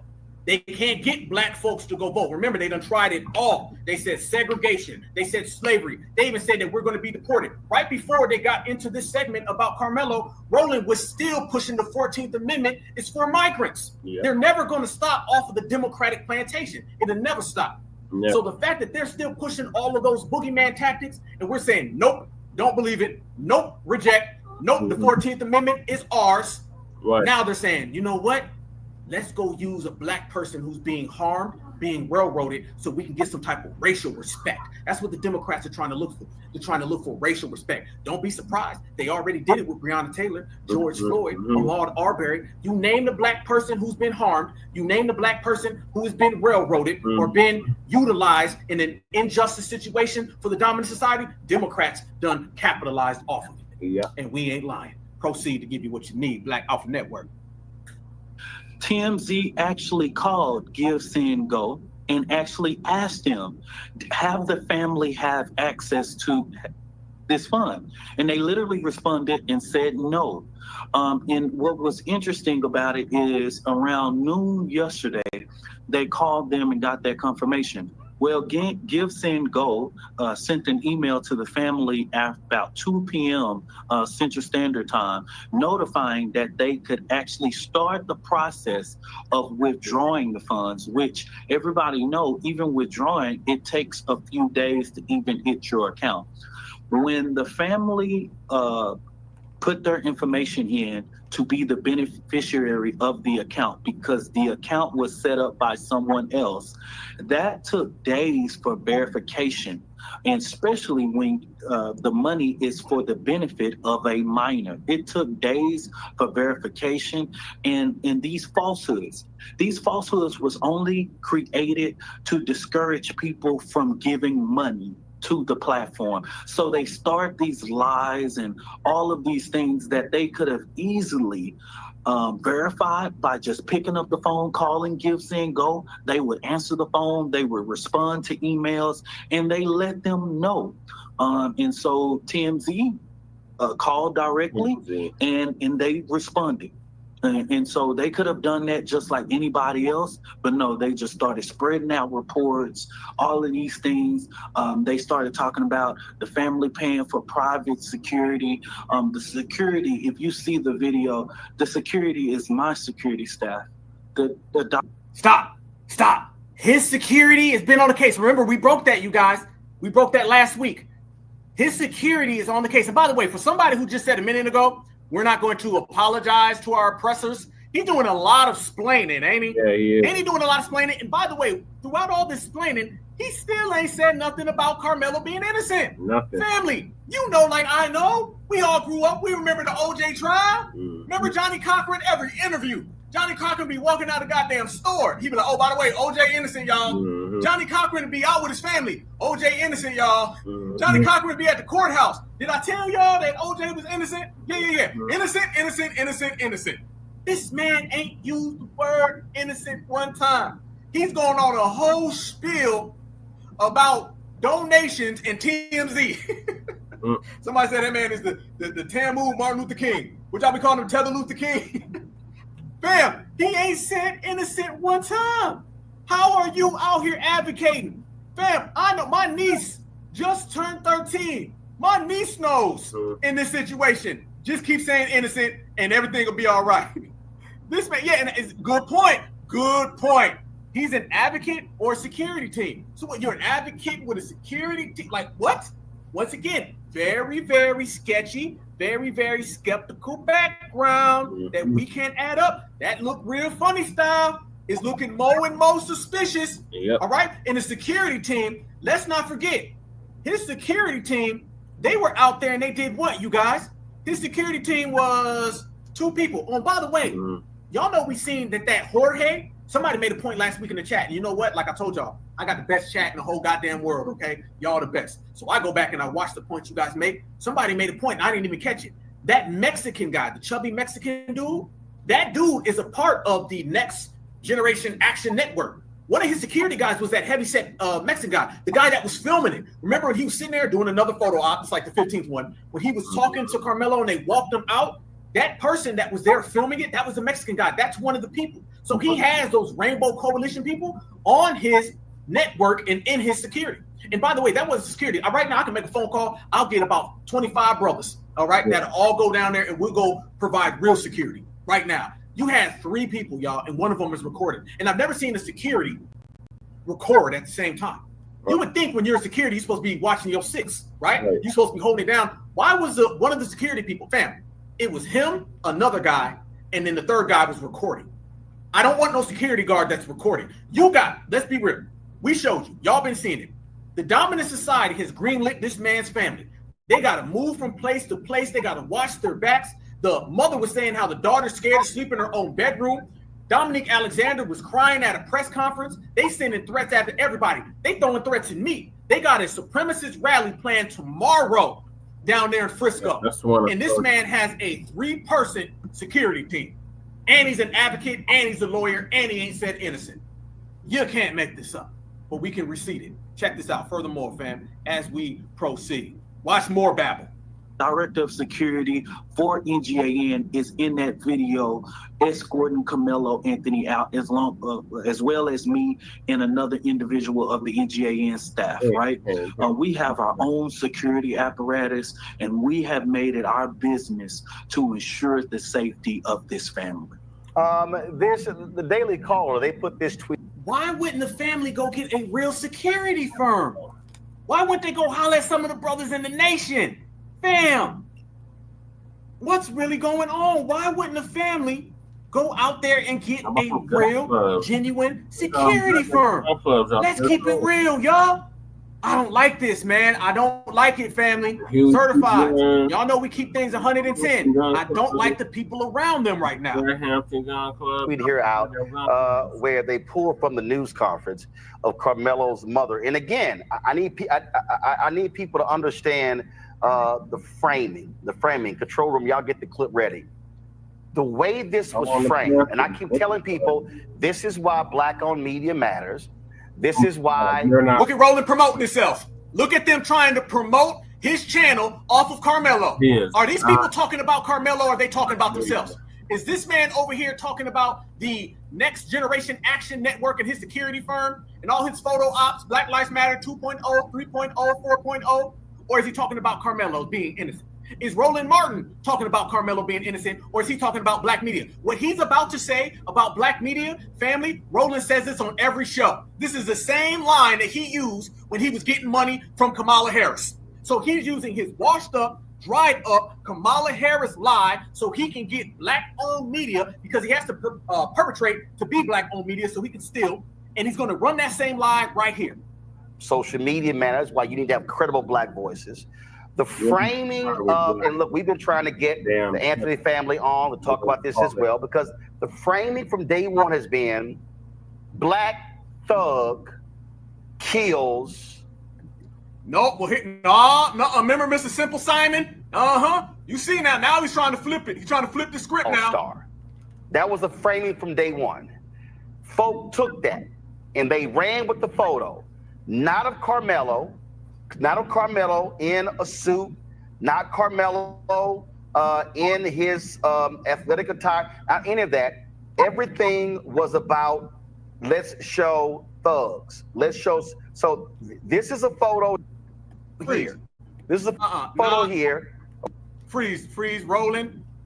Nah. This is the same people that been out here talking about Simple Simon, calling black folks every name in the book. Now he wants to talk about, look what they doing to y'all. They not treating y'all right. Nah, Roland, we ain't on that type of time. Roland better try another one. He better try it with somebody else, because FBA ain't going for it. Right. FBA ain't going for it at all. That man is trying to use his typical Roland Martin hustle scheme. He's using his Democratic talking points, and he's trying to eat off of our good brother. Not going to happen. Okay, now let me fast forward to this, fam. This is where Roland starts getting in, and he starts talking about Elon Musk. Here we go. Let me show y'all. First of all, let me show y'all the mother. The way to build abs is not crunching, not forming. Because the mother goes out there, and the mother was talking about being afraid. And I want to show y'all right afterwards, Roland is going to go into his whole spiel about Elon. They're fitting. I don't know what the hell Elon has to do with any of this, but it goes to show you what we're talking about. These people will do and say anything so they can go and serve massa. Watch this. Searching for a better life. Like so many other families, we wanted to give our children the future we did not have. My husband works hard every single day to provide for us, to make sure we're the best we're in the best financial position possible. As a stay-at-home mom, I made it my life's mission to ensure our children are loved, nurtured, and supported every step of the way. Oh, you already heard the press conference, so I'm gonna fast forward. That only the conservatives are doing this. It could never in his head be Joe Biden who gave the eulogy at a Klan member's funeral. It can never be anybody opposed to who he's saying that it is. Angry, mad, and upset. There we go. Look at this. Carmelo Anthony's family has no shame, allegedly selling Justice for Carmelo t-shirts for $25 to profit off his killing of Austin Metcalf while flaunting a $150,000 Cadillac Escalade and a $3,000 a month gated community rental. Does this send the wrong message? And then you see disgusting, the family of alleged murderer Carmelo Anthony. Then, of course, it's no shock you got black conservative grifter Brandon. Now he's bringing up black conservatives now. His opposite side. Here, bam, here you go. Conservative again. This is the 15th time Roland's brought up conservatives. And Tatum, what does he post? When a community celebrates the accused instead of mourning the victim, it's a sign of serious cultural rot. Jeez, oh goodness. Bam. What Brandon Tatum is saying is, oh, why would this guy... Hey, there you go right there. There go your White Lives Matter. Look, soon as we start doing that, there you go. There go that guy in the beginning of the episode. There you see, fam, we ain't got to do it. We live right now, and the ads is popping up. I think Karmelo is guilty. I don't like what Roland is saying. Y'all's wrong for that. Question, is that man related to that man? Y'all tell me, do y'all see some similarities? Tell me right now. Tell me right now, is there some similarities there? I believe so. I believe so, family. That's what you're getting from all of this situation. You got the W Lives Matter. You got the tether. That's crazy that popped up. I'm telling y'all, I didn't plan that. The ancestors work in mysterious ways, family. They work in mysterious damn ways. But there you go. All lives matters, them tethers and them shields, all popping up at the same goddamn time, y'all. All popping up at the same time. Then celebrating the accused. So with Brandon Tatum, Dominique, and all these other white conservatives, what they are saying is that... Here goes conservative again. If you are accused of a crime, you don't get the same benefit as George Zimmerman. You don't get the same benefit as Kyle Rittenhouse, who they celebrated and raised money for. They're like, oh no, Karmelo Anthony is guilty until proven innocent. So therefore he's the murderer. So he shouldn't get due process. The family should not, people shouldn't be giving money to a defense fund.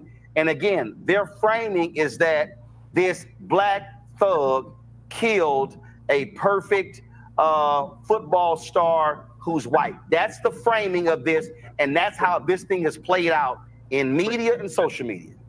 Correct, it is. And yet Twitter is yet, because of the oligarch that owns it now, is yet a nesting breed for... There you go, Elon Musk. Yet extremists to yet just go in and command the algorithms, and just put a whole bunch of different things. That's the reason why our organization don't even check that stuff, don't even do anything. There he plugs his organization. On that yet platform, because of the simple fact that we know that that is a nesting ground for conservative. There goes conservative. Right-wing.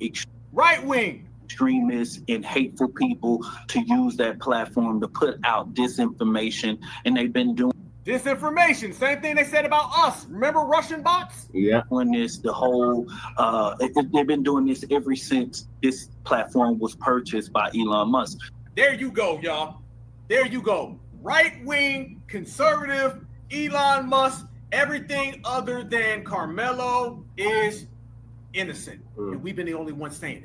And we've been the only ones standing on business. I guarantee if you look at those donations that everybody's making a fuss about, it's about us. We've been the ones on social media going back and forth with these people. Let me tell you what I noticed on social media. It ain't just MAGA. I'm seeing a whole bunch of those liberals. You know, all those liberals that disappear when things get real? Yeah, those liberals disappeared when the Karmelo Anthony case popped up, and then they reappeared as conservative Republicans talking all that anti-black talk. You notice, because in the system of supremacy, there's no such thing as one side or the other, family. No, and those groups only apply to each other. That's the only thing that has ever been. So notice that, fam. Oh, I'm glad right there we closed that right there at the end, because the end showed you exactly what it was. He started going all the way at it, didn't he? Didn't he go all the way at it, fam? He just started saying, well, you know, conservative, right-wing, because that's really what they wanted to say the whole time.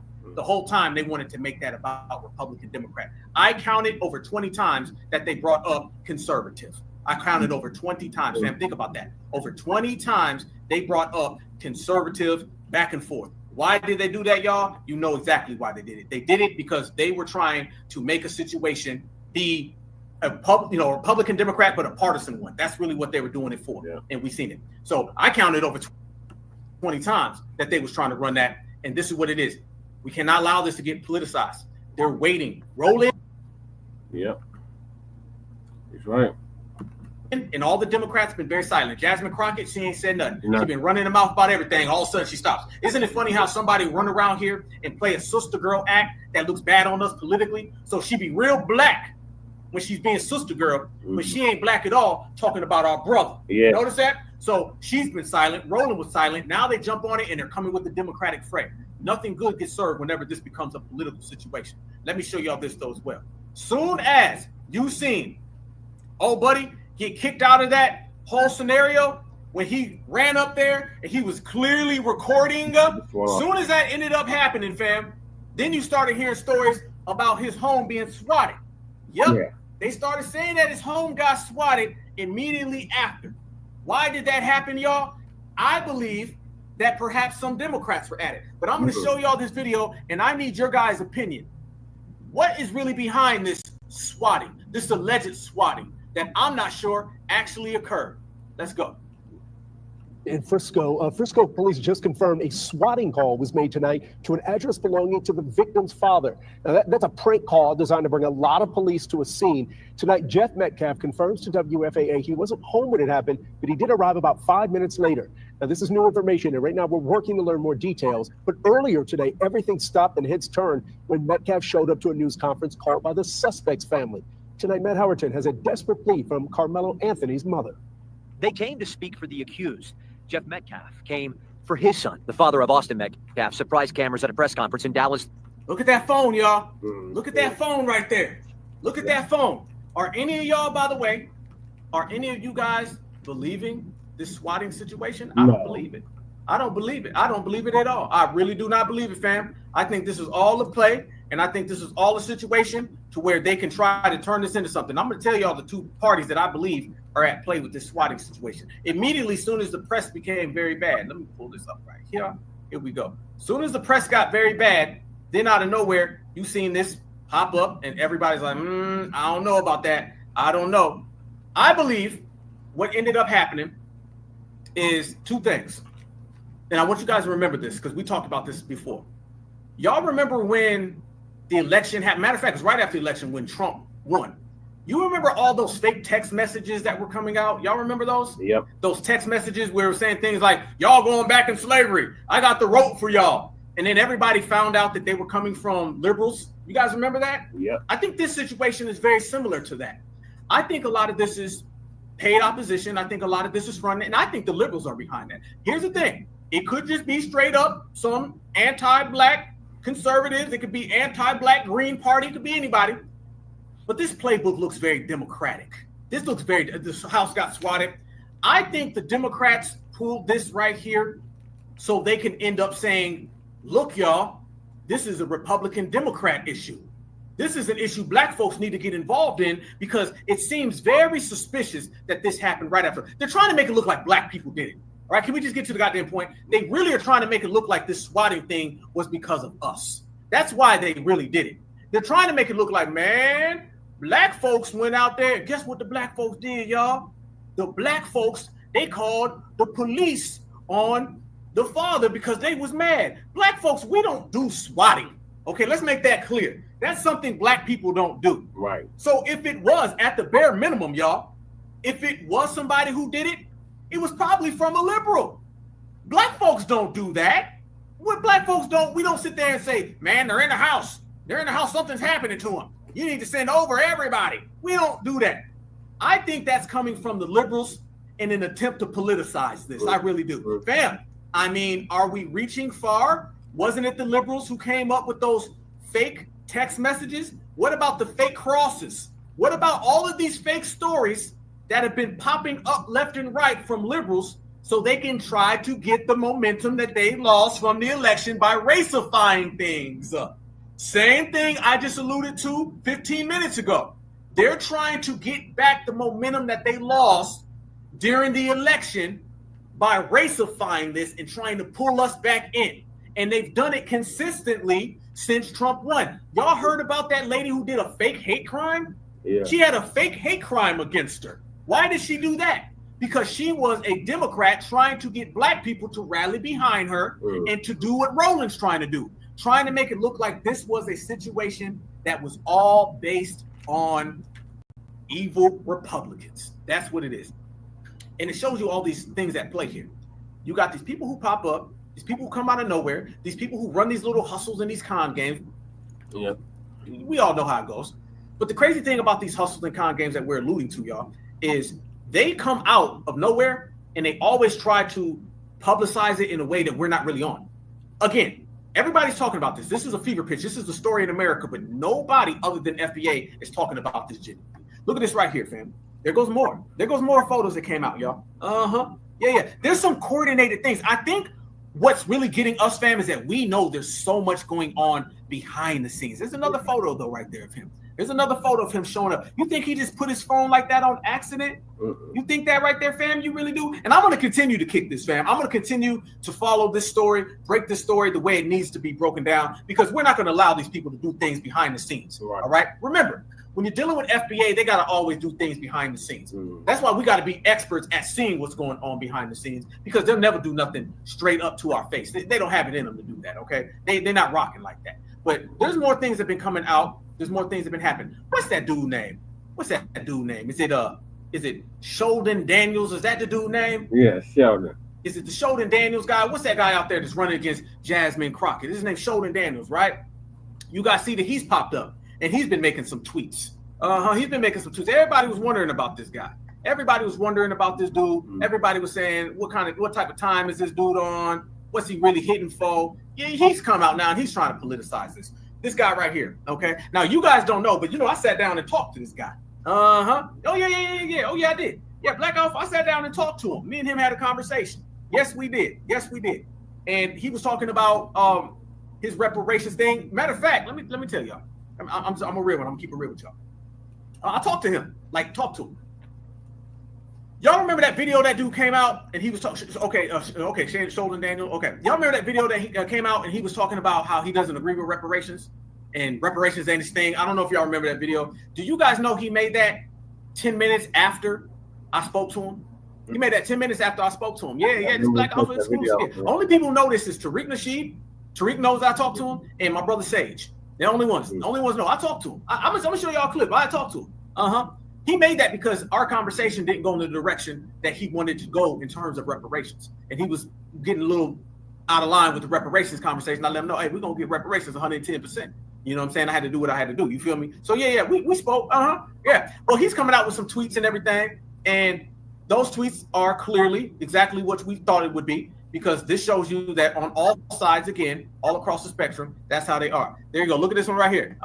Swatting should be a federal offense, punishable by up to 20 years in the feds. It's not a joke or a game. People can lose their lives. See, he's... They had no problem with us getting swatted. Didn't they raid Tariq Nasheed's house or swat Tariq's house a few years back? Yeah, it's just crazy, Kari. I'll be on news after next week. Okay. We welcome your presence. All right, so we press for time now, Black family. So I'm gonna move us to the next topic. But we're gonna keep y'all updated on what's happening with the Karmelo Anthony case. Hopefully, the family hires a better attorney and a better advocate to represent them than this damn Dominique cat, who is a tether and a Democratic shield. So moving along, we got the dump as a human shit, and we'll make that perfectly clear. Snubs G20 over Phony South Africa white genocide.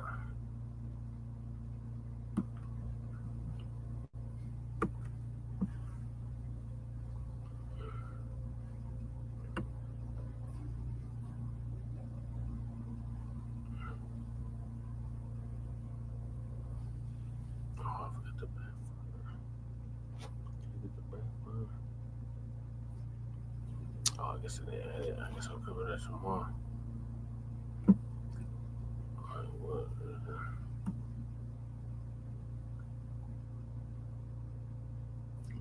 For South Africa.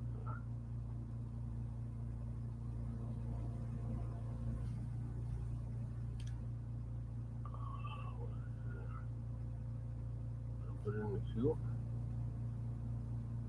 Oh, here it is. Shout out to Professor Black Truth and Happy New Black Media Appreciation Month. If you're not already subscribed to this YouTube channel, go ahead and hit the subscribe button now, along with the bell icon, so you can be notified whenever a new video is posted. And if you're already subscribed, check and make sure that YouTube hasn't unsubscribed you. And of course, be sure to give the video a like as well as share it on your social media. The white supremacists hate that. And now, the Sunday address.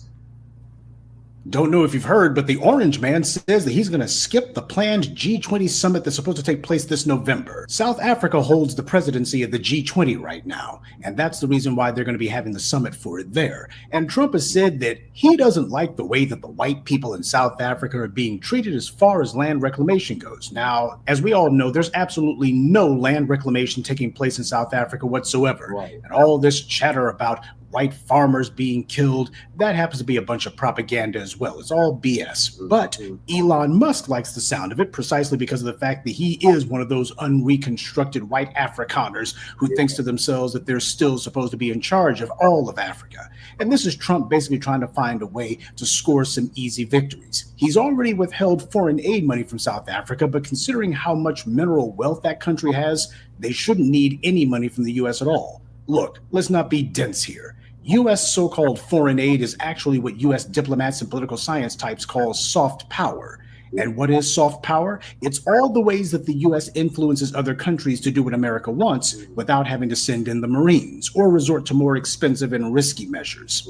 These countries are often run by corrupt crooks, many of whom are installed by the U.S., so that money goes straight into their pockets and their people get nothing from it. These tethers, they know this truth even if they don't want to admit it. So, when you take foreign aid money from the U.S., it's no different than Bushika the hood rat taking welfare and food stamps from Uncle Sam. You're showing yourself to be totally dependent on white power for every crumb of your daily bread, and that becomes a disease that feeds on itself.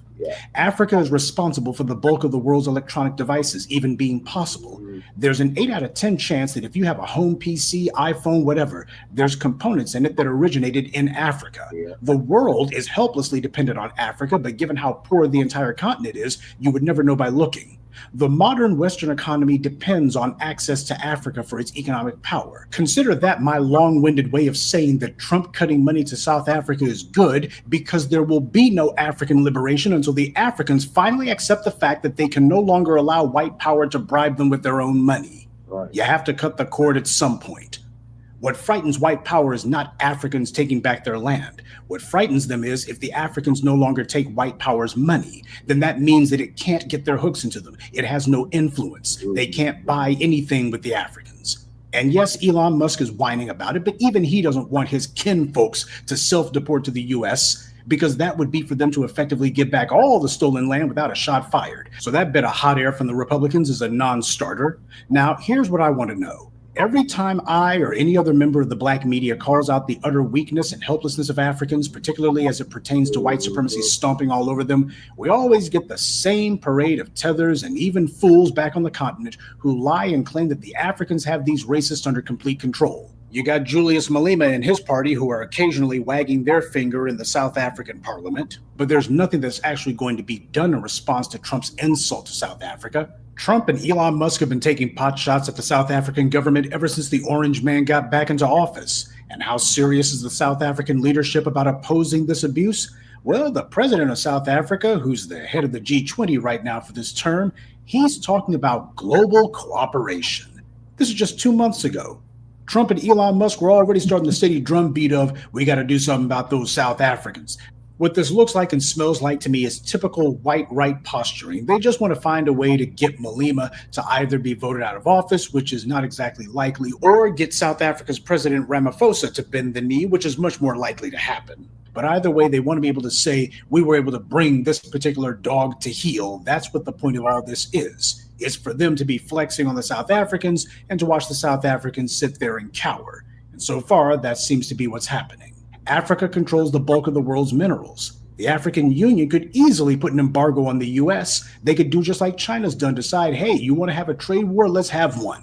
They could prohibit other countries from trying to act as a third party to funnel rare earth elements to the U.S. too. All of those tech bros who were standing with Trump during his inauguration, they would see their little empires grind to a halt if Africa said so. But then again, these African countries are led by corrupt kleptocrats who have made themselves totally dependent on white supremacy that they can't even do what China's doing and leverage their resources to punish the people who are attacking them and humiliating them and telling them they better stop talking about land reform. I say talking about because we have to be honest, the South Africans are not about that life. They're not doing anything about it. They can talk tough to us, but we're the only ones that they do that with. South Africans complain about how Africans from other countries try to get into South Africa illegally. That's something that happens in South Africa. They complain all the time. What are these people from these other countries doing coming here? But what a surprise. We have a disproportionate number of South Africans fleeing to the US. Now make it make sense. Look, the Africans have failed to liberate themselves. We got to be honest about that. How can you be 80+% of the population in South Africa, and 30 years after the alleged end of apartheid, the racist colonizers are still sitting on every square inch of land that they stole before so-called independence? And the Africans are trying to BS their way past the conversation using weasel words. Just like Haiti after their revolution, the South Africans are also paying reparations to white slave masters for the land that they're trying to get. They will try to claim that the ANC signed into law a measure that would make it possible to take the land without paying any money for it. But when the government spokespeople talk about that, they admit that their tough new law only allows them to take the land if it is just and equitable and in the public interest. You have the usual bad actors, by the way, saying that they're going to challenge this new law in court on its constitutionality. That's a perverse laugh. You can't get justice from a constitution written by white supremacists. But we all know the main reason that these African leaders are not doing anything about this is because these guys are co-opted 5 ways from Sunday. They get to run around and be the big man running around in a foreign-made luxury vehicle when they got all the minerals and resources and manpower in the world to make their own. Look what's happening in China. They're not trying to be running around driving BMWs and Mercedes and Cadillacs. They're trying to make their own.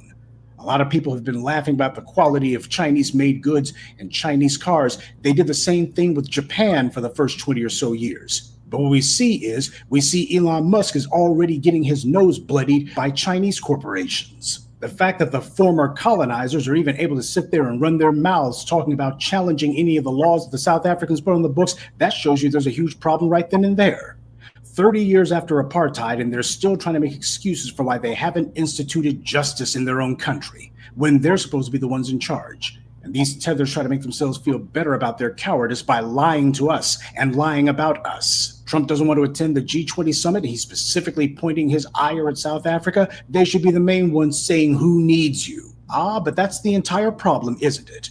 The Africans have made themselves completely and thoroughly dependent on crumbs and largesse from the United States. All right, now I've spelled out what the problem is, so what can the South Africans do about this? Well, the one thing that would be the most effective is to lead the charge to have the African Union withhold all resources from the U.S. and its corporations. This wouldn't send the United States back to the technological dark ages, though it would make it a hell of a lot more expensive for Americans to be getting their creature comfort digital devices.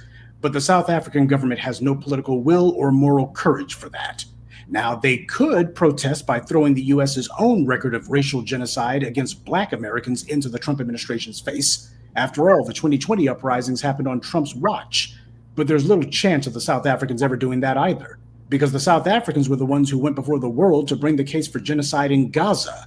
But in 30 years, they haven't lifted a finger to acknowledge or speak up on our behalf.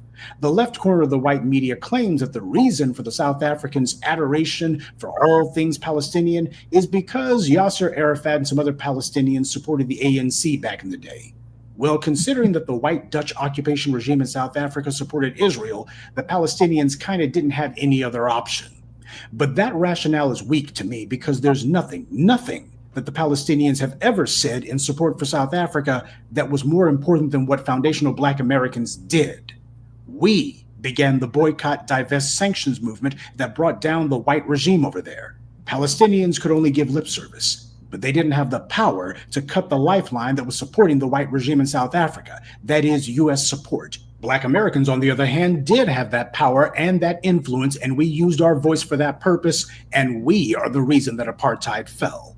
And yet the South Africans were ready to jump out a window to stick up for the Palestinians and refuse to show solidarity with us. And that matters, because having failed to show any sort of unity with us during the BLM protest or at any time before it, the South Africans would look very strange suddenly discovering religion and starting to do it now.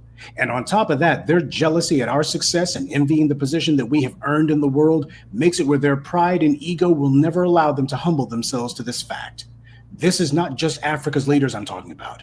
I'm also talking about the majority of the continental population too. Not all of them, but 85% to be sure. And unfortunately, the 15% who have their heads on straight, they're not the ones in charge. Uniting with them would serve no purpose because they're not on the same mission we are. Africa is divided from Black Americans and fractured within Africa as well. The enemy can see that. Why do you think Trump is being so reckless with his mouth? And Elon Musk doesn't seem to be concerned about any sort of reprisals in South Africa or any sort of consequences in the United States either. The Africans have been very politically immature. They could have been far more powerful and influential if they had allied themselves with us. That would be the natural move to make. Every other group around the world tries to make sure that they have inroads and connections with their immigrant populations in the U.S. Only the Africans have decided to try to go it alone, and we see how well that's working out. They insist on indulging delusions and daydreams about making it good as immigrants. Well, Trump is slapping them around now. I'd love to see what the South African immigrants in the U.S. or anywhere else are going to do about it. It reminds me of when Border Patrol was literally whipping Haitians at the border. I would have to give the South Africans the same advice that I gave the Haitians. Tell these white supremacists how hardworking you are. Tell them that you're not lazy like these Black Americans are. Whatever your South African slur for Black Americans is, go ahead and say, we're not like those people. Go ahead and do that. I'm sure that will impress Trump and Elon Musk and the rest of their racist pals. The phony tough guy routine is something the Africans have long done, and it's a false display of bravado that's never fooled the European. As I said, Trump is trying to find some easy victories. That's what Trump putting the squeeze on Colombia was about.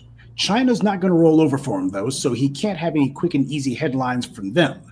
But he is going to go after the third world and see if he can put the arm on those guys. And these corrupt and crumbling crooks in these countries, having never bothered to build an economy for their people, they'll have to eat this abuse. And before it's all over, they're going to roll over for it. And you know what? I'm fine with that.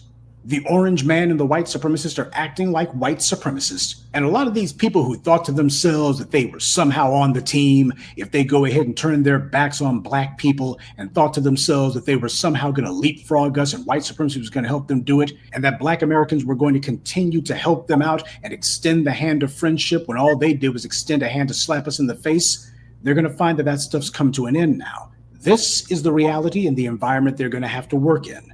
And if people want this abuse to stop, they're going to need to actually fight these white supremacists, or they'll have to accept eating crap from them instead. And on a side note, people better stop and think before they decide that they're going to support the Democrats automatically next year. The Democrats are seeing Republicans doing all this mess, but they're not saying what they're going to do about it. Don't let any of the phony bravado and bluster from AOC or Bernie Sanders or any of the rest of these fakers and frauds fool you. Have these people said anything actually speaking to the anti-Black policies that the Republicans have put on the books that the Democrats are actually going to tear down? Have they said they're going to dismantle it? Or have they remained silent about that like they have for the last 20 years? Republicans are enacting all kinds of racist policies under Trump at the federal level, but guess what, family? They've been doing the exact same things. In fact, they've been passing worse laws at the state level for over a generation now, and Democrats not only refuse to say that they will roll back these policies, they refuse to even acknowledge that they exist or to say that they'll fight them. Democrats complained briefly about the Supreme Court striking down much of the Voting Rights Act. But when Black Americans put the Democrats back in charge of the government in 2020, what did they do about it? They did nothing. Now, the way that they were talking, you would have thought that they would be on a war footing to prop that legislation back up and to reinforce it, and to litmus test all future federal judges or Supreme Court nominees to make sure that they're not Federalist Society flunkies. DeSantis and his cronies passed an education curriculum to teach children that slavery was a good thing. And yet not one Democrat has run on a platform to defund the state of Florida and withhold federal funds because of this. In other words, for the DNC shills, plants, and morons who don't listen or think so well, you didn't have to wait for the orange man to retake federal office to find examples of the GOP enacting open racist laws. They've been doing it since forever. What we haven't seen is Democrats pushing back, hitting back, standing on or reversing this mess, and punishing any further Republican efforts at performative extremism. That's what we're not seeing. Even now, you don't see any of them stepping forward and saying, these are the planks of our political platform. They're not announcing that this is the signature legislation that they intend to run on. See, when it came to abortion, they had no problem with that, because Kamala Harris thought that she was going to be appealing to white suburban women, educated white suburban women, because this is what all of their state referendums on abortion taught them. That white college-educated women would be willing to vote for a Democrat, maybe, if they were willing to vote for abortion, right? That's what the working theory was. But as I and others in the Black media have explained to you, those white women out there in suburbia, they understand that their position in the world didn't come as a result of their gender. It came as a result of their race. So they had no problem voting to uphold abortion and then voting for the very politicians who wanted to outlaw it in the first place. And the Democrats are sitting here, even at this point, not even one of them is saying that they're going to push back against these Republican laws and policies. That's deliberate. They have no intention of doing anything about it, because the Democrats are also determined to see white primacy re-entrench itself. They're trying to help the GOP on that front. When abortion was struck down by the Supreme Court, Democrats began to support statewide referendums. That stuff mostly originated at the state level, but Democrats at least supported it openly. All it took was Uncle Clarence Thomas merely saying that the Supreme Court needed to revisit their ruling that it legalized gay marriage, and both the Democrats and Republicans during an election year united to pass a national gay marriage law at the federal level. All these legislative attacks on black people, and Democrats aren't even acknowledging it, much less saying that they're going to do anything about it. And in 2020, we saw that even if Democrats are forced to say that they'll do something, as soon as they get in office, they'll turn right around and say that they're too busy, there's not enough votes in the Congress, they can't get it out of committee, there's another war somewhere, etc. Trump's open racist rampage is increasing the pressure on Democrats to actually have to take positions beyond words, positions and actions to oppose this resurgent white nationalism. But that will only happen if Democrats are shown that they're not going to get power back unless they do. That's why there's all this hysteria going on about Trump and the economy and all the rest of it. Yes, the threat is real, but it's no different for black people than it's ever been. So we're going to have to make sure that we're not like the South Africans. We got to stand on business as far as what our interests are. The Democrats can go ahead and tell us all of the evil stuff that Trump is and what he's doing. But unless they're also out there talking about what they're actually going to do for us, then it's all a bunch of hot air. And you got to wonder if these African nations have even noticed that neither their Democrat friends nor the left corner of the white media has actually made a big stink about Trump slapping South Africa in the face. They're telling the South Africans there's not going to be any land reclamation, and you better just accept that. Well, then again, there hasn't been any land reclamation in 30 years. So it's extremely doubtful if the South Africans were really going to start now. But either way, they're getting slapped in the face, and the only way out is going to be for them to actually do what they should have done decades ago and stand up to these white supremacists and let them know we have the ability to put pressure on you too. We can get tough with you too.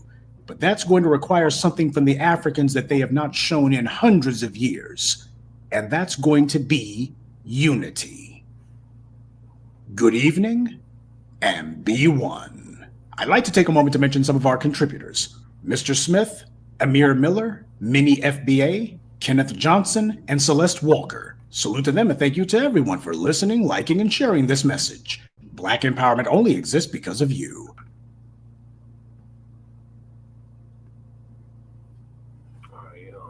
Family and fellow soldiers, I'm the Professor, and this is the moment of truth. I'm starting to suspect that somebody's dear aunt or some other close relative must have gotten themselves deported by the way that the tethers are acting. I guess ICE or the Orange Man must have put the fear of fraud into them. The problem that the tethers are having is that they bet on the wrong horse. And it's not just the Orange Man's much televised ICE raids, which, let's be honest, are not going to find or deport 20 million people or even 2 million within the next 4 years. But the problem that a lot of the tethers are having is that what for them had previously been a bragging point has now been turned into a mark of Cain. And while Canada and the Europeans don't like Trump's tariff policies, they're still following his lead when it comes to their immigration policies. The EU has announced that they're making preparations to build deportation centers in distant countries. So they're mirroring what it is that Trump has done when it comes to Latin America, sending people down to Central America to some sort of maximum security facility. In Africa, you have the Arab-led countries in North Africa on stolen real estate, and these guys are not part of the EU, but they've made deals with the European Union to take money in order to keep Africans out of Europe by deporting them when they set foot in Northern Africa. So you have these white-identifying Arabs who are making sure to keep Africans out of Europe. And according to the New York Times, the strategy is working. Illegal border crossings in North Africa are down sharply. And we've seen this kind of thing in the American hemisphere too. Mexico has most of its military on its southern border to block Central and South American migrants. They're not doing it because they like the U.S. They're doing it because they want to make sure that those billions of dollars in remittances that illegals send back every year comes to Mexico. And I also want to tip my hat to the immigrant B1 family that we've got, the folks who listen to places like this and who have fought the tethers in Africa and abroad. I want you to know that your efforts have not gone unnoticed, because it's people like them who saw where all of this was going too. We have solid soldiers who may not share our lineage, but they share our ideology. Even if they're not FBA, they're definitely B1. The tethers hate them too, by the way, because the same way that we're not going to feed these bootlicks and shills and turncoats, should the day ever come that these B1 immigrants regain the upper hand in their home countries, they won't be feeding these tethers either. Tethers actually thought that they were on the team. That's their problem. White power has no issue whatsoever patting some suck up on the back when they're trying to impress massa.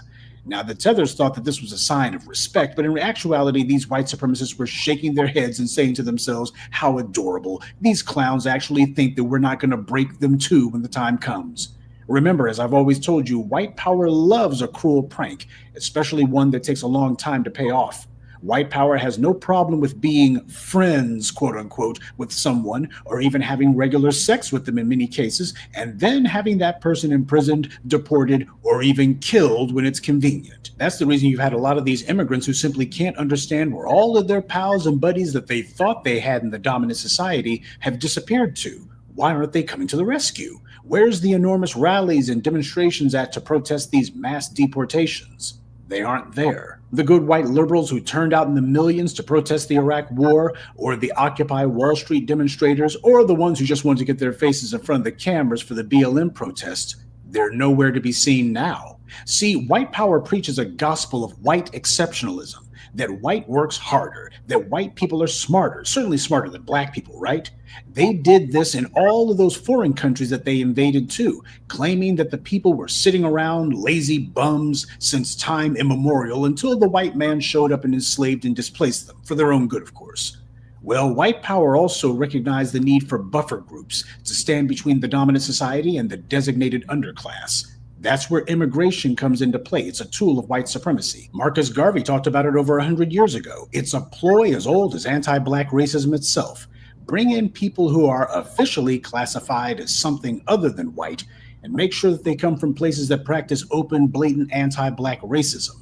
Haze them, at least in the beginning when they arrive. Make them prove that they're down with team white supremacy. And everybody knows how to do that. Attack black people viciously and often. And we've seen it decade after decade for 150 years. This is how white supremacy sees immigration, as a political tool to counter our influence and as a way to whitewash anti-black racism by falsely claiming, see, these people over there, they're not white, they're Italian or Asian, Hispanic, or in the 19th century, they're Irish or what have you. And see the loans and government programs we have for them, see how they've managed to get into good schools and get good jobs and have automatic access to business loans and government grants. Why, that's all the proof you need that America isn't racist at all. It's just that these black people, they don't want to work. That's what that is. Why, you even have some Africans and Caribbean immigrants who we threw in for good measure. And the white media repeats that narrative. Immigrants start businesses, etc. As a result, you have a lot of these immigrants who have also jumped onto the false narrative of immigrant exceptionalism. This is how outgroups prove their allegiance to white power and, they hope, become de facto members of the oppressor class. Because after all, if you use the same language as Massa, defame and attack the people Massa wants you to, commit anti-black violence just like Massa, and shamelessly make excuses for it all, then Massa will at some point make you officially a member of the club. That's the prize that they're all competing for. But gratitude is not in the white supremacist vocabulary. Now, the tethers who are trying to push the lie about immigrant exceptionalism, they're doing so much better than we are, etc. Let's go ahead and kill that talking point.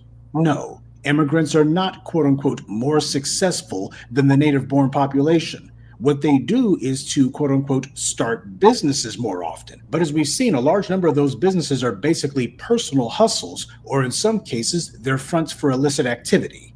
What immigrant started Microsoft, I'd like to know, or Fubu, or Facebook, or Amazon, or you get the idea.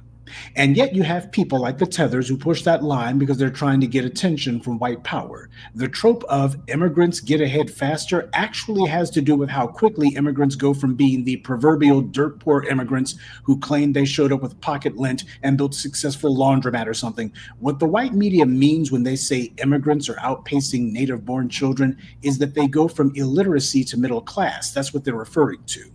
But even the white media was forced to admit that this is in relative terms. They tried to put a glossy affront on it as they could, but they had to admit that these immigrants go to what Time calls high opportunity places. In overall national terms, immigrants may seem to out-earn native children, but they also tend to live in the most expensive cities, which require higher wages too. But while an immigrant child in California may out-earn a native-born child in Mississippi or Nebraska, they don't out-earn their native-born peers who grew up in the same areas. Some of them may go to work for tech companies, but how many of them start their own? They don't make the next Amazon or Google. Elon Musk, an immigrant, had to buy Twitter because he would have failed if he had tried to start his own.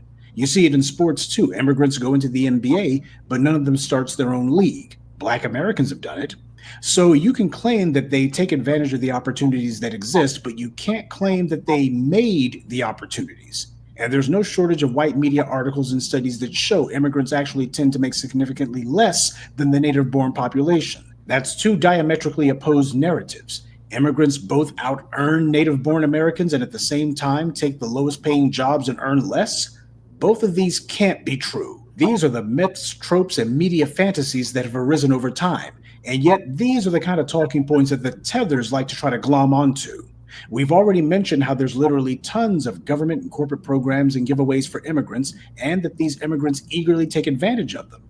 But what needs to be said is that they turn around and claim that nobody ever helped them. Everything they have and have done was the sole result of their own hard work dent in industry. They sound like so many people from the dominant society who have been the beneficiaries of centuries of white privilege through laws, largesse, and giveaways from the government and corporations, which skews the entire economy in their favor, and then they tell black people nobody ever did anything to help them. Yes, immigrants learn very quickly what the rules of racism are. Immigrants as a group are not more prosperous than the native-born population. You have some on the white right, and left too, truth be told, who see certain economic and political advantages in letting in certain migrants because they feel that these people will fit into their economic view of the world. And these people are also very susceptible to become white supremacist adjacent. See people like Amy Chua, Juju Chang, Dinesh D'Souza, etc. It's no accident these white supremacists pick people from certain places. If you have some tether who allegedly came to the US with only pocket lint, it's only fair to ask them then why they're still so dusty. But the greatest sign of the fallacy of the immigrant as superior is to look at the home countries. These places have the same technology as the US. American corporations have factories in these places. They all want to dress, eat, and live like Americans. And yet the highest growth industry in those countries happens to be airline tickets out of there. Of course, the tethers will post something on social media or perhaps their Substack or what have you, claiming that theirs is a superior culture. That's what Amy Chua wrote about in her book, talking about the triple package or whatever, saying that basically these immigrants come from a superior culture. Well, if that's the case, that still doesn't make any sense. Because why the world would somebody leave a place if it's a superior culture? Anywhere else would be inferior, wouldn't it? That makes sense, doesn't it? The reality is you can't build a superior civilization abroad until you first learn how to do it at home. And that's the huge flaw that goes along with the immigrant culture is superior argument. When you go to these countries, you don't see people hustling or building businesses there. Instead, you see them sitting around complaining about the government. Black Americans with no resources, no guns, and no power changed things for ourselves. There's no excuse for these other allegedly harder working people to not be able to do the same. You see, that's the flip side of the immigrants work harder argument that nobody talks about. When you have people, particularly Americans, who go to these foreign countries, people who can't even speak the language and don't know the culture, but they can get things off the ground. The government doesn't seem to be a barrier for them. Yet you'll have the native populations in these foreign countries who have been in these places not merely for generations, but for thousands of years, and yet will be the very first ones to claim that they're being held back, and it's the government, or what have you. The difference is personal responsibility. When black blood and struggle and white supremacist trickery has done 80% of the work, it's easy to walk into a pre-made situation like that and then brag that you did things. But we have to separate fact from fiction. The white media is in the business of mind control, and they'll use whatever narrative they think is most expedient. And the immigrants work harder or start more businesses narrative, it was all part of that exact same fraud. And the immigrants who thought to themselves that apparently these white supremacists like them, they're finding out exactly what's going on. Your work ethic doesn't make you the white supremacist equal. These immigrants thought the white media was on their side, but here they are getting rounded up, and the white media is reporting on it as if it was just the latest sports page. No big deal. But that's a huge part of how white supremacy has sustained and perpetuated its grip on power, by bringing in some new folks who haven't necessarily seen all the white supremacy's tricks, or who might think to themselves that these tricks are reserved for other people. White supremacy pats them on the head, feeds them a line about how, well, we really like you guys because you guys, you're harder working. And then in the end, cuts their throats. But then again, no one's been deceived. No one's been fooled. People have known exactly what the game is. What they thought was that they were going to be allying themselves with white supremacy and dumping on foundational black Americans. And what they would do is they would aggrandize themselves by saying, well, we just work harder than these guys. And in a perverted kind of way, they may actually have a point. After all, self-deception, that is some pretty sick work.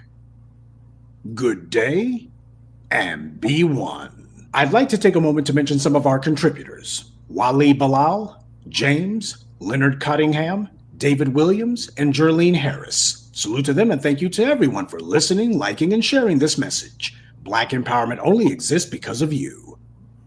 Peace, family. My name is Vicky Dillon for African Diaspora News Channel. Thank you so much for tuning in, family. I want to get right to where I'm going. Yes, I want to remind you of something that our great living legend and icon, the great Dr. Claude Anderson, said about your former first Black president of the United States, Barack Hussein Obama. Now, why am I talking about this now? I'm talking about this now because we have no business listening to even your former Democrat presidents.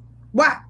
Obama just broke his silence recently about why he's so weak and why it appears that Trump is so strong. Let's just call it what it is. He was crying a river, family, because he was focused on what white folks said about him versus making real substantive and tangible changes for the true founding fathers and mothers of this country, which are foundational Black Americans. Yeah, so he was more worried about pleasing white folks than getting results for us. That's what his comments are lately. How many of y'all have been seeing my other broadcasts that I did recently on Barack Obama? But in his headlines, he's saying, quote, imagine if I had done any of this. Barack Obama reacts to Trump administration after tariff shocker. From U.S. President Barack Obama has said that he has been watching the new administration of President Donald Trump for a little while and has not spoken publicly for quite a long time. In an onstage interview at Hamilton College, Obama said that he does not think Trump's new tariffs would be good for America, but he said he is more concerned with what he describes as the White House infringement of rights. So he's talking about all that, right? No, you should have been focused on the Black folk, our rights. When you was in office, you used a little bit of power that you had to control both levels of Congress, both the House of Representatives and the Senate, and you being president, you use that to push through LGBTQ stuff and Obamacare, especially Obamacare, I should say, because you had a little bit of help with the Republicans on the other one.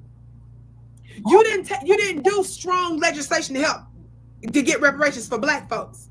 Yes. Why am I bringing up this? Why am I bringing up this next topic? I had to remind you all of something our great living legend, the great Dr. Claude Anderson, said about Barack Obama on the Breakfast Club some time back. Watch this clip. What do you think of Barack Obama being president? But Barack Obama is a joke. Barack Obama didn't do a darn thing for Black folk. As a matter of fact, he hurt Black folk in two ways. First of all, he had 8 years to do something for Black folk, but he carefully and judiciously avoided doing anything for Black folk. And most of my white friends told me in politics, and I was always with president governors, they say, hell, we would never have voted for Obama. If we known he's gonna do something for Black folk. We knew he would never do anything for Black folk. And so, but that's the first thing, he never did anything for Black folk. But he used that old thing that they did in back in Philadelphia in 1789. He used very broad, ambiguous terms. I'm the president of all the people. They like to say a rising tide lifts all boats. That's a stupid thing. Yeah, because black people boat got a hole in it. That's right. It's in the bottom of the damn right. Yeah. Okay, did you hear what our living legend said? Dr. Claude Anderson, who worked for former president of the United States, Jimmy Carter. Dr. Claude Anderson, that's ran both state and different types of political campaigns and won. Dr. Claude Anderson, who has both academic credentials and otherwise. Dr. Claude Anderson that worked in the Commerce Department, that Dr. Claude Anderson. He said Obama was a joke for Black folks. He said he not only didn't help Black folks, he said he hurt Black people. And he did so consciously and intentionally. I'm paraphrasing that part. He said he went out of his way to make sure he didn't help us. And what else did Dr. Claude Anderson reveal? He said some of the white folks that he knows says that they wouldn't have voted for Obama if they knew he was going to do anything for Black people. Dr. Claude Anderson is an insider, so he knows his stuff. So, we don't want to hear nothing you got to say, Mr. Obama. Dr. Claude Anderson already told us about you. We already know about you. We already know about you. We don't want to hear nothing you got to say. I can't wait to hear what you have to say about it, though, beloved. My name is Vicky Dillon, family. Be sure to go to my website at VickyPlanet.com and check out my upcoming very special and important limited seating webinar, I'm going to expose Robert F. Kennedy. Have y'all been hearing what's going on in the news about Robert F. Kennedy? Well, guess what? Me, Vicki Dillard, I had a one-on-one with him, a face-to-face in Colorado last summer. Now, enough of Black media didn't cover that. Enough of alternative Black media didn't give me the credit that I was due because of that encounter and what I did related to confronting him on reparations and some other things, beloved. But I'm going to talk about it myself because look what's happening in the news. What's happening in the news also represents something that I said to him during that confrontation. You don't want to miss it. Go to my website, save your seat today at VickiPlanet.com. That's VICKI Planet.com. They say Traoré is killing Fulani people. That's the story being whispered in backroom briefings in Paris, shouted in protests outside African embassies, and copy-pasted across Western headlines. Here are some examples from well-known sources. But are they following the same script? Is there anyone doing the propaganda? If yes, what is the truth they are hiding? Let's find out.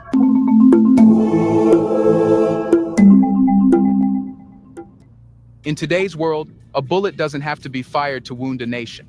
All it takes is a headline, clean, clever, and cruel enough to frame a war that never happened. That's what's unfolding in the case of Burkina Faso. The world is being told, not asked, not shown, but told, that Ibrahim Traoré's military is waging a coordinated ethnic cleansing campaign against Fulani people. Not just fighting insurgents, no, killing Fulani people, they say. Entire communities, no mercy, no distinction, and if you see this news, you would be compelled to hate Traoré. Now pause for a second and ask yourself this.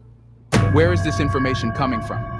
Because if it were happening on the ground, on the scorched plains of Djibo, or the crowded markets of Wahiguya, the first to sound the alarm wouldn't be journalists in Paris or analysts in Brussels. It would be the Burkinabe people themselves. Yet the core voices pushing this Fulani massacre narrative are rarely from Burkina Faso. They're from foreign media outlets, NGOs, anonymous investigators, and exile accounts, many of whom haven't set foot in the Sahel in years. The anatomy of these headlines follows a familiar formula. Start with a clickbait accusation. Burkina Faso, unlawful killings, disappearances by the army. Source it to an unnamed NGO or human rights monitor. No footage, no coordinates, no names of victims. Add in emotional testimony from anonymous voices, often pulled from social media or unverified diaspora accounts. Wrap it all up with a political punchline. A call for international investigation, UN sanctions, or Western intervention. And just like that, the story is ready to be believed. But believing is one thing. Understanding is another. Let's take one infamous example. A widely circulated article published by VOA. The headline, Report accuses Burkina Faso's military of killings torture. But the content beneath that headline didn't contain a single confirmed photograph, no video, and no satellite verification. The evidence? Reports, which were neither named nor independently confirmed. The massacre it described. Turns out, it was a zone where militants had attacked a military convoy just hours before. Nowhere in the article was that military context mentioned. Just death, ethnicity, and outrage. The same pattern repeats across dozens of similar reports. They take real military operations, often in areas where insurgent groups operate openly, and strip them of context. They reduce every insurgent death to an act of ethnic targeting, even if it happened during a raid on confirmed insurgent camps. And they ignore the fact that many Fulani themselves serve in the Burkinabe armed forces, local defense groups, or are victims of insurgency too. The effect is devastating, not to Traoré's army, but to the truth. What these stories do is feed the narrative that African governments cannot conduct counter-terror operations without becoming genocidal. That any military strike in Fulani areas is automatically an act of ethnic aggression. African leadership cannot be trusted to handle its crises. It's colonial logic with a new coat of paint. Africans must be supervised, restrained, watched. And if they step outside the lines, even in self-defense, they must be publicly shamed and globally punished. But the more you zoom in on these headlines, the more they fall apart. Now the question is, who is Traoré fighting against? Here's a reminder to please like and share the video and subscribe to our channel to watch more videos on Black culture, history, civilization, and identity. Let's continue now. To answer that, We have to step away from the noise and into the dust and sweat of Burkina Faso's real battlefield. Not the imaginary one carved out in European headlines, but the one that stretches across the northern provinces, deep into zones that were once written off as lost to terror. Because what's happening in Burkina Faso right now isn't genocide. It's a military revolution, not just in tactics, but in ideology. And it's being led by a captain who understands one brutal fact. Insurgency doesn't care about ethnicity, and neither can the fight against it. Under Ibrahim Traore's leadership, the Burkinabe military has undergone a transformation that most analysts still haven't caught up with. What they assume is a ragtag army lashing out blindly is, in reality, a deeply organized campaign with surgical objectives. Let's break that down. First, Traore introduced ZDP, high-risk zones where insurgent activity is known to be concentrated. These zones aren't defined by ethnicity, language, or tribal boundaries. They're defined by hard data, movement of arms, drone surveillance, intercepted communications, and civilian reports. Within these ZDPS, the military doesn't operate alone. It now works in tandem with VDPS, civilian defense units composed of locals from the same regions under attack. Ethnically mixed patrols where Fulani, Mossi, Gourmanche, and Bissa youth serve side by side, a direct counter to the idea that the army is ethnically biased. Localized command centers, where intelligence is drawn from village elders, hunters, and traders who know the terrain better than any drone ever could. This isn't chaos. This is a grassroots counterinsurgency. Take the 2024 operation in Kane, near the Malian border. It was one of the largest anti-terror offensives of the year. Intelligence had pinpointed a cell of ISGS fighters responsible for multiple roadside bombings and civilian kidnappings. The group was holed up in a stretch of woodland frequently used by Fulani herders. Now here's where the Western narrative would say, the army swept in and massacred civilians. But what happened? The military delayed the operation for 3 days, sending community negotiators ahead to warn villagers. Fulani elders from a nearby settlement were consulted in advance to identify which families had been threatened or displaced by the insurgents. When the strike came, it targeted a specific 6-kilometer corridor, confirmed by aerial recon as an arms depot and insurgent passage. The result? 22 insurgents were neutralized. 0 civilian deaths. No headline. No praise. Just silence. Because stories like that don't feed the myth. Meanwhile, across the country, other efforts have been just as deliberate. In Soum province, for instance, VDPS, composed entirely of Fulani men, trained and armed by the government, now guard their communities against Islamist militants. They wear the Burkinabe flag on their shoulders, and they say it proudly. We are not insurgents. We are protectors. But of course, this doesn't fit the Western media's preferred script. To them, a Fulani man with a gun is either a victim or an insurgent. He cannot possibly be a soldier. He cannot possibly support his state. And yet, that is the new reality Traore has created, one where identity does not determine loyalty. Let's be even clearer. If this were an ethnic war, the Burkinabe army wouldn't be recruiting Fulani volunteers. It wouldn't be paying compensation to Fulani civilians accidentally caught in crossfire, as it did in Barcelogo earlier this year. And it wouldn't be launching reconciliation projects in conflict-torn areas like Yaga and Seno, specifically aimed at rebuilding trust between Fulani herders and Mossi farmers. Instead, what we're seeing is precision warfare in one of the most complex terrains on Earth.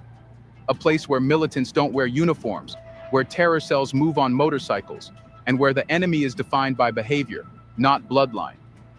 Traore's strategy has even adopted a new term, neutralisation sociale, not just killing insurgents, but cutting off their roots in society. That means shutting down fake madrasas, disrupting their propaganda machines, exposing their funding networks, and isolating the ideologues, many of whom operate under the mask of religious leaders in Fulani majority zones. Again, this isn't ethnic targeting. This is ideological surgery. And guess what? It's working. Between 2023 and early 2025, insurgent attacks dropped. Over 600 villages were recovered and resettled, including Fulani communities that had fled insurgent blackmail.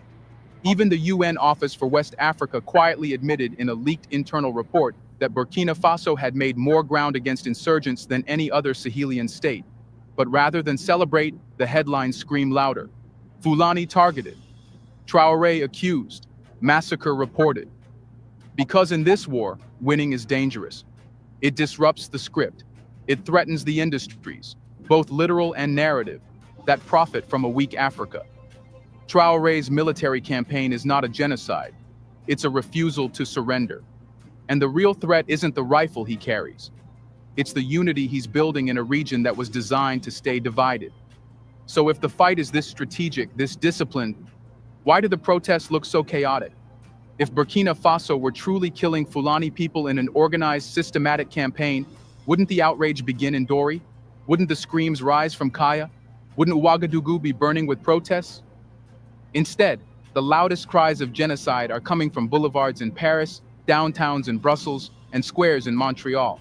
Flags are waved, placards are raised, chants echo through neighborhoods that haven't seen Sahelian dust in decades. Cameras roll, hashtags trend, and headlines are manufactured in real time.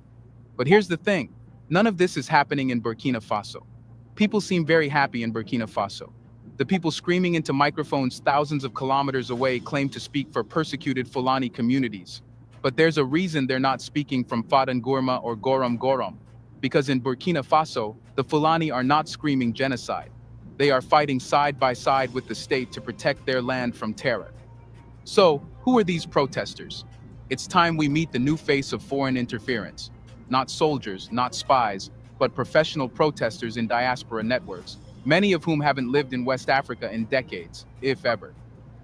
Their slogans are ready-made, their posters printed with NGO funding, and their movements surprisingly coordinated. Let's break this down. First, there is a network of Fulani diaspora organizations across Europe and North America that have become the loudest voices in this propaganda war. Now ask yourself, why would organizations headquartered in Europe care more about Fulani lives than the Fulani leaders in Burkina Faso? I'm so sorry.